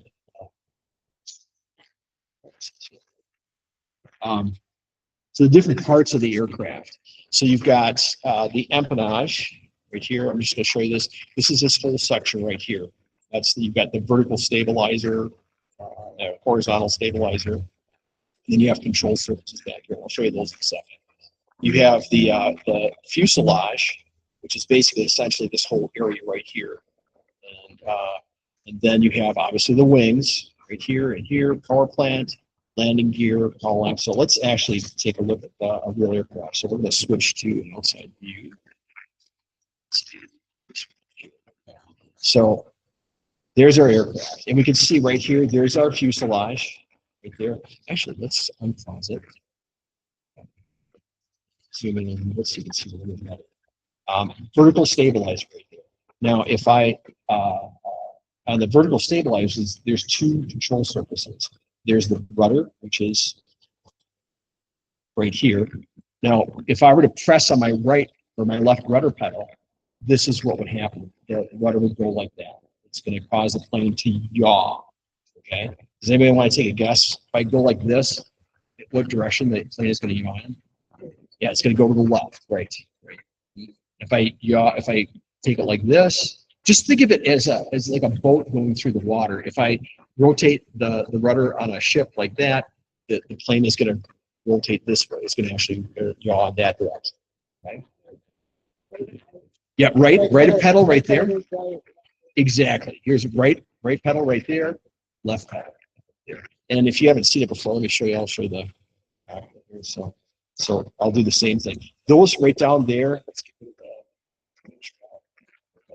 Those are the rudder pedals there. And watch the pedals there on the floor. Can you see how they move there? That's the left rudder pedal I'm pushing all the way back, and the right rudder is now pushing toward me. They're connected. Okay, it's just basically a loop of cable that goes all the way back to the rudder. And as I apply pressure to one rudder or the other one's going to come out or go back in depending on the other one. So I'm pressing now right rudder, okay, left rudder, right rudder, left rudder. Okay, let's go back outside. Right rudder, left rudder, right rudder, left rudder. That's how it works. And the vast majority of aircraft are going to have that. Let me just do it from the top here. Again, right rudder, left rudder. Okay. So the next thing we can do here is let's demonstrate the elevator, how the elevator works. So let's go right here. I'm going to zoom in right to this area there. All right. So if I pull back on the control yoke, this right here, this surface right here, this is the elevator right here. In most aircraft, it's called the elevator. Sometimes it's called the stabilizer or stabilizer or stabilizer. So if I want to get the aircraft to climb, what do I need to do with that? First off, what control should I use in the aircraft? Okay, you use the yoke. Do I push down on it to get this to the aircraft to climb? Okay, pull back on it, right? Okay, we pull back on the control yoke. So the guys have already answered these. I want you guys to pipe down a little bit because you guys know this stuff. You're good. I want to hear from somebody else here to make sure everybody else understands this. Okay, you guys are doing good, by the way. Thank you. So if I pull back on the control yoke, what is it going to do to my elevator? Take a guess. Is it going to go up or down? Okay, it'll up. Okay, let's see what happens here. I'm going to pull back on the control yoke, and it indeed goes up. Now this makes sense. If my center of gravity is right here, that's our teeter-totter right there, and I increase the force. There's Newton right here. Newton, the air is flowing across this surface right here, and it hits that. It's deflecting air up. It's actually causing a downward force on the back of the aircraft. That causes it to go into a climb.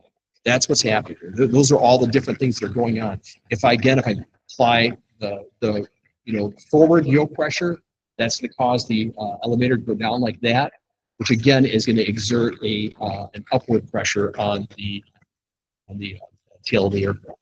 Again, think of it as that fulcrum, the center of gravity right here, and we're just adjusting the amount of pressure that the tail is exerting on the aircraft itself. And we do that all with the control yoke itself. Okay. And I'm sure you guys saw this before, but let's see.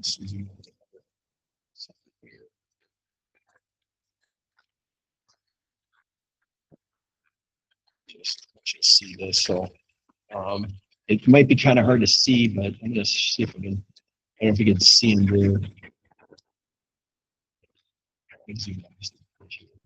If I want to bang to the left, watch this area right in here. So these are the ailerons now that we're adjusting. I'm going to turn my control wheel to the left. Watch what happens. Do you see the ailerons there that are moving right there on the left, right, left, and right? Look inside the airplane too. There's our control yoke, and I slide this over right there. That's a left turn, right? And you can see the aileron turn up. Again, this is both Newton and Bernoulli are at work.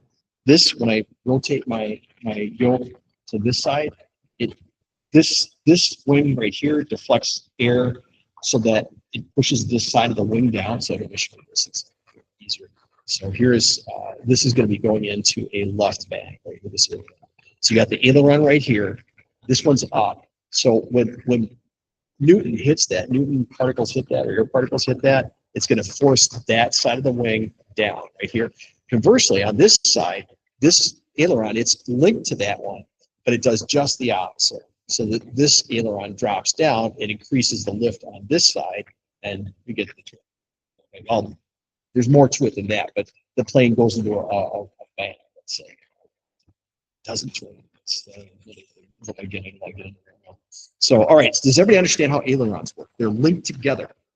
So when I turn that yoke, the ailerons move. And aileron, by the way, stands for little wing in French. There's some other control surfaces here too. So these two right here, these are flaps. So if I click on this right here, you can see the flaps extend. So these are, they basically create more lift and drag on the aircraft, and that's used for, yes. They do, well, yes, they do. They do. Because, well, actually, to see that here, let's switch over. Oops. Let's go over here. So, and it's kind of hard to see, so I don't think they let me view the aircraft from underneath. They can only be basically standing in it. But if you were looking at, so what's happening here, as those flaps come out, they're extending, they're dropping down into the airflow itself.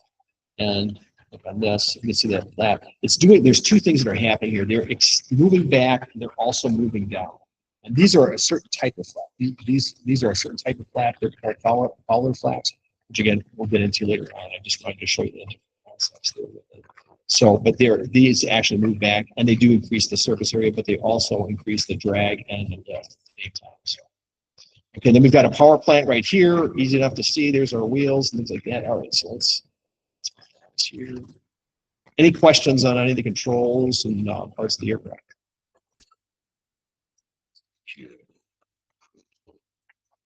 Again, this is a more detailed example. We don't have to go through this. This is stuff that typically you can read, but you've got, again, empennage, fuselage, left wing, right wing, engine, or power plants, nose wheel, gear. And then you have control surfaces. That's going to be like your ailerons, your flaps, elevator, horizontal stabilizer, vertical stabilizer. This vertical, horizontal, and vertical stabilizers are fixed. They don't generally move. In most aircraft, there are some aircraft where that whole surface moves itself, but the vast majority of them, I would say, those are fixed. In some aircraft, you can actually trim this whole surface. You can actually adjust that angle of the vertical stabilizer. Again, it's not most aircraft that you're going to be flying, you're not going to see that when you're training anyway. So here's how aircraft are constructed, though. They're basically built out of most aircraft are built out of what we call like bulkheads, stringers, things like that. Longerons. These are these long tubes that go through it. This is an empennage of an aircraft right here. It's just basically tube. Typically, they would cover this with fabric. And this aircraft is a good example of that. Those, you don't know this, and I don't want you guys to touch that, but that's fabric on that wing. That's not metal.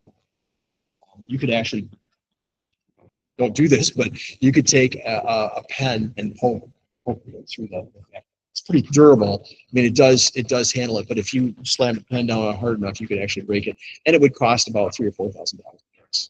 They're very expensive, and that's a gorgeous aircraft. Now, that other side, I'm sorry for you people at home not seeing this. We're looking at a red Stearman.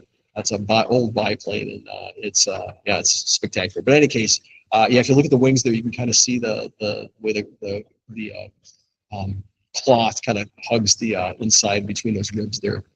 So a lot of aircraft were built with just tube and fabric in the old days. A lot of them were built with wood as well. So they, instead of using metal here, aluminum typically, they're going to use wood structures. One of the fastest airplanes built in World War II is de Havilland Mosquito, and that was all wood. Actually, they got most of the wood from northern Wisconsin to build that. Just a curious answer. But if I'm in World War II stuff, so but yeah, a lot of stuff came. All right, here different types of aircraft. So monoplane, that's what we all fly nowadays. This is a biplane. That's the steering that we're looking at right there. That's considered biplane.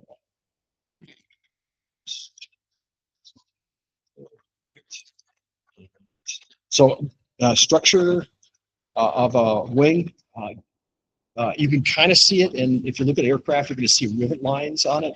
Switch back to our aircraft here. What I'm going to do here is just look from the top. You see all these little dots right here? Let me zoom in right there. You see these little, yes, those are rivets.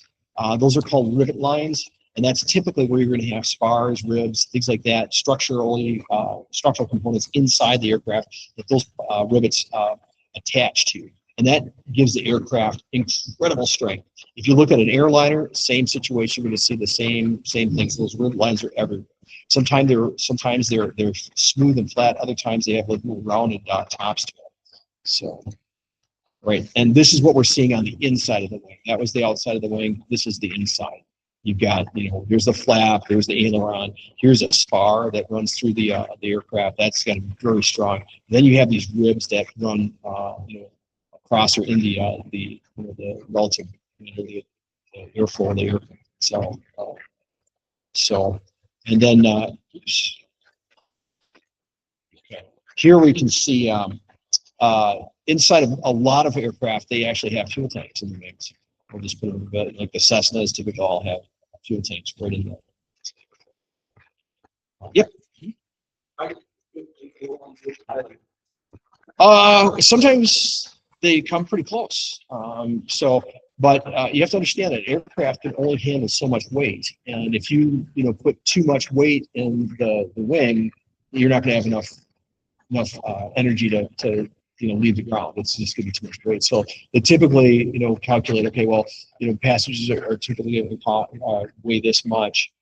We have to build our aircraft to be usable, and safely usable, that is. So they may adjust, things like that. They may just say, okay, well, we don't need a super large tank. The twin command shaft fly has two large tanks in the wings there. It's like there's one here. There's another one on the other side of the engine to sell on both sides there. And then there's also a tip tank. And we'll show you guys someday when we have time. We'll walk over there and see some of that stuff. Again, ailerons right here. Nothing more shattering there before we've seen that. What's this? What am I looking at?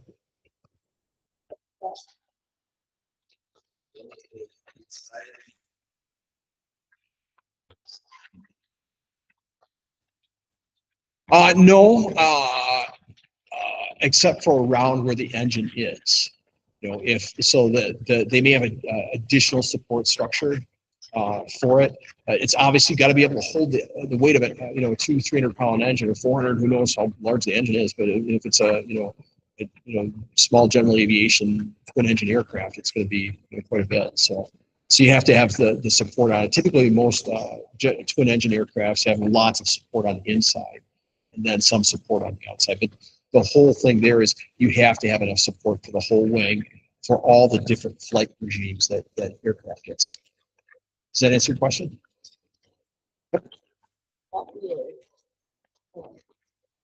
Yeah, actually, that's great. Well, actually, in this case, that might be a split flap. It's hard to tell. I think it's a Fowler flap because it's got a track right here. But yeah, that's good. It's a flap. Okay, that's all I wanted to hear. But very good, very good. Let's see. Let's go here. Here's different types of flaps. This is basically no flap at all right here. Here's a cross section of an aircraft that has what's called a plain flap. So it just swings out, swings down, and there's no, it doesn't do anything. A lot of older aircraft, they just use plain flaps. So there's a hinge on this point, and it just swings down. Split flap, it actually, the wing itself is covering the flap, and this extends out below the edge of the wing there, right? The trailing edge of the wing. This is the leading edge of the wing, trailing edge. This is a cross section. Here's a slotted flap. Here's an example of a slotted flap where it's, when you rotate it down, it actually gives it just a little bit. It's the air is channeled to flow through a little gap in front of the flap and then behind it. That gives you a little bit of extra lift and also drag. Fowler flap. So this one actually is on a track, and the flap starts out like regular plane flap. But then because of the track that it's on, it's like a little, device that the flap follows. It actually extends the flap out here. So let's show you this. So let's do this.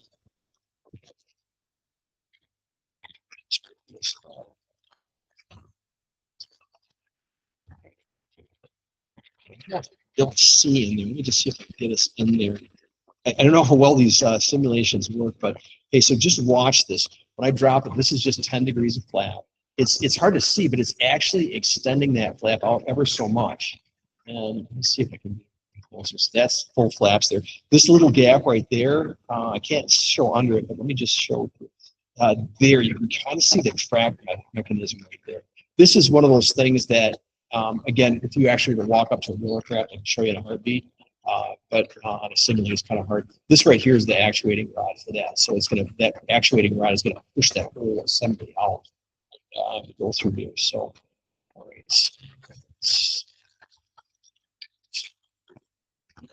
That's a Fowler flap. And then you've got a slotted Fowler flap. This is what you're going to see on airliners.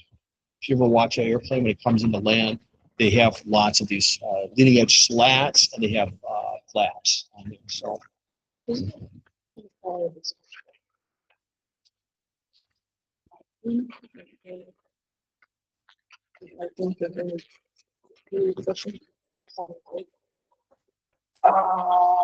Not necessarily. I guess maybe I'm not sure what you're saying there. With, mhm. Oh, I see what you're saying. Yeah. So, there's increase. That aircraft right there, it's a good point. You've got two wings on it. So it produces theoretically twice the amount of lift, right? But it also produces twice the amount of drag. Whenever you produce lift, you're also producing some drag on there. And again, we get into this a little bit later on, but you're going to have these, these wings out there. The wind, when it's hitting those wings there, it sees that as drag. Okay. So you've got two of them now. Now you've got a lot more drag that you're generating. So the flaps that you're referring to, it is kind of like biplane when you've got multiple wings on it. They are acting like wings, but they're getting into the airflow and they're slowing it down. That's the design. The flaps do two things. They create drag and they also create lift. Does it stop moving? Yes. Yep. Mm-hmm. So in the aircraft itself, you've got your airspeed indicator. You've got on the airspeed indicator, you're going to see a white arc and you're going to see a green arc. And typically, in most aircraft, you're going to see a yellow arc and a red, never a C line. So, and again, this is the airspeed indicator. If we go back to our simulator here, and we look inside this aircraft, let's go to the cockpit here. Right here, we've got our airspeed indicator right there. I'm going to zoom in on it. You can see it again. You got a white arc, you got a green arc, there's a yellow arc, and there's the red arc, green line there. That indicates, you can probably guess what that means, right? Don't exceed that airspeed. Yeah, if you want to be a test pilot, you can go beyond that. It's essentially what it means. So the white arc is your flap operating range, so you can actually operate your flaps anytime in that area. The green arc, that's your typical operating range for flying the aircraft. And as long as you stay in the green arc, you should be safe. If you start dropping below that, you're going to hear horns and warnings go off, and the plane's going to really mush it, and it's going to probably go into a stall. Bottom of the white arc, that's with the flaps fully extended. That's where you're going to feel the stall. Now, having said that, it's not always going to be at that airspeed. Okay? It depends, stalls depend on other conditions. It's not just, when you look at this, your plane isn't going to stall right at the bottom of the white arc. It's going to stall around that area. It depends on where you're at. I can get a plane to stall at 80 knots easily, which is up here, with full flaps if I wanted to. That's a simple thing to do. And again, we'll get into that more later on. That gets into more support-based stuff. But again, this is the airspeed indicator. That's what the airspeed indicator is. Colors that represent. And I think we're just about done here. Let me just make sure we've covered everything. Yeah, as an example of a weight shift aircraft, I won't go into that. It's you're shifting your center of gravity. Again, this is talking about the horizontal stabilizer, vertical stabilizer, trim tabs. Trim tabs we will talk about quite a bit later on, but again, I think we want to get through this here. So All right, you guys are actually out of time. I did spend a lot more time on the ADM than I wanted to, but that's all right. That's good stuff. We'll finish up the rest of this next week. If you haven't already, what I want you to do is read through the first 3 chapters on there. If you can, do it online because I've got the highlighted information in there. And if there's anything you don't understand in what I said, if you didn't understand, didn't hear me or something like that, just jot down a note to make sure you ask me so that you have a complete understanding of it. And then, we'll go through and do our best with it. So any questions before we go? Everybody good? You just want us to read through chapter. Actually, for next week, I want you to read through all the way through chapter 5 if you can. So this week was 1 through 3, and so now you have to play a little bit of catch up. It actually gets a little bit easier after this. That ADM is always tough because there's a lot of acronyms in there, and it's like, well, how do you apply this? A lot of it is just common sense, and we're going to retouch on that anyway. So what I want you to focus on now is what makes an aircraft fly. Understand pressure. We talked about center of lift, center of gravity. Those are the things that I want you to kind of have a good understanding of as we move forward, because we're going to be referring to that all the time. Get into aircraft performance, we're going to be talking nonstop about center of gravity and the center of lift. All right, any questions? All right, thanks for being patient, guys. Good job. So.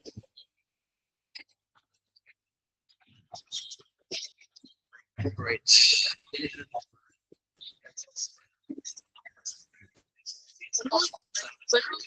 Aeronautical.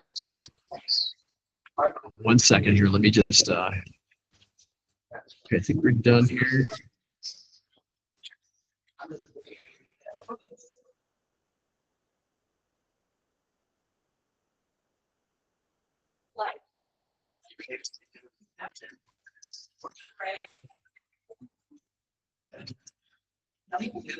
Okay, sorry about that. Yeah. When are we going to get aeronautical?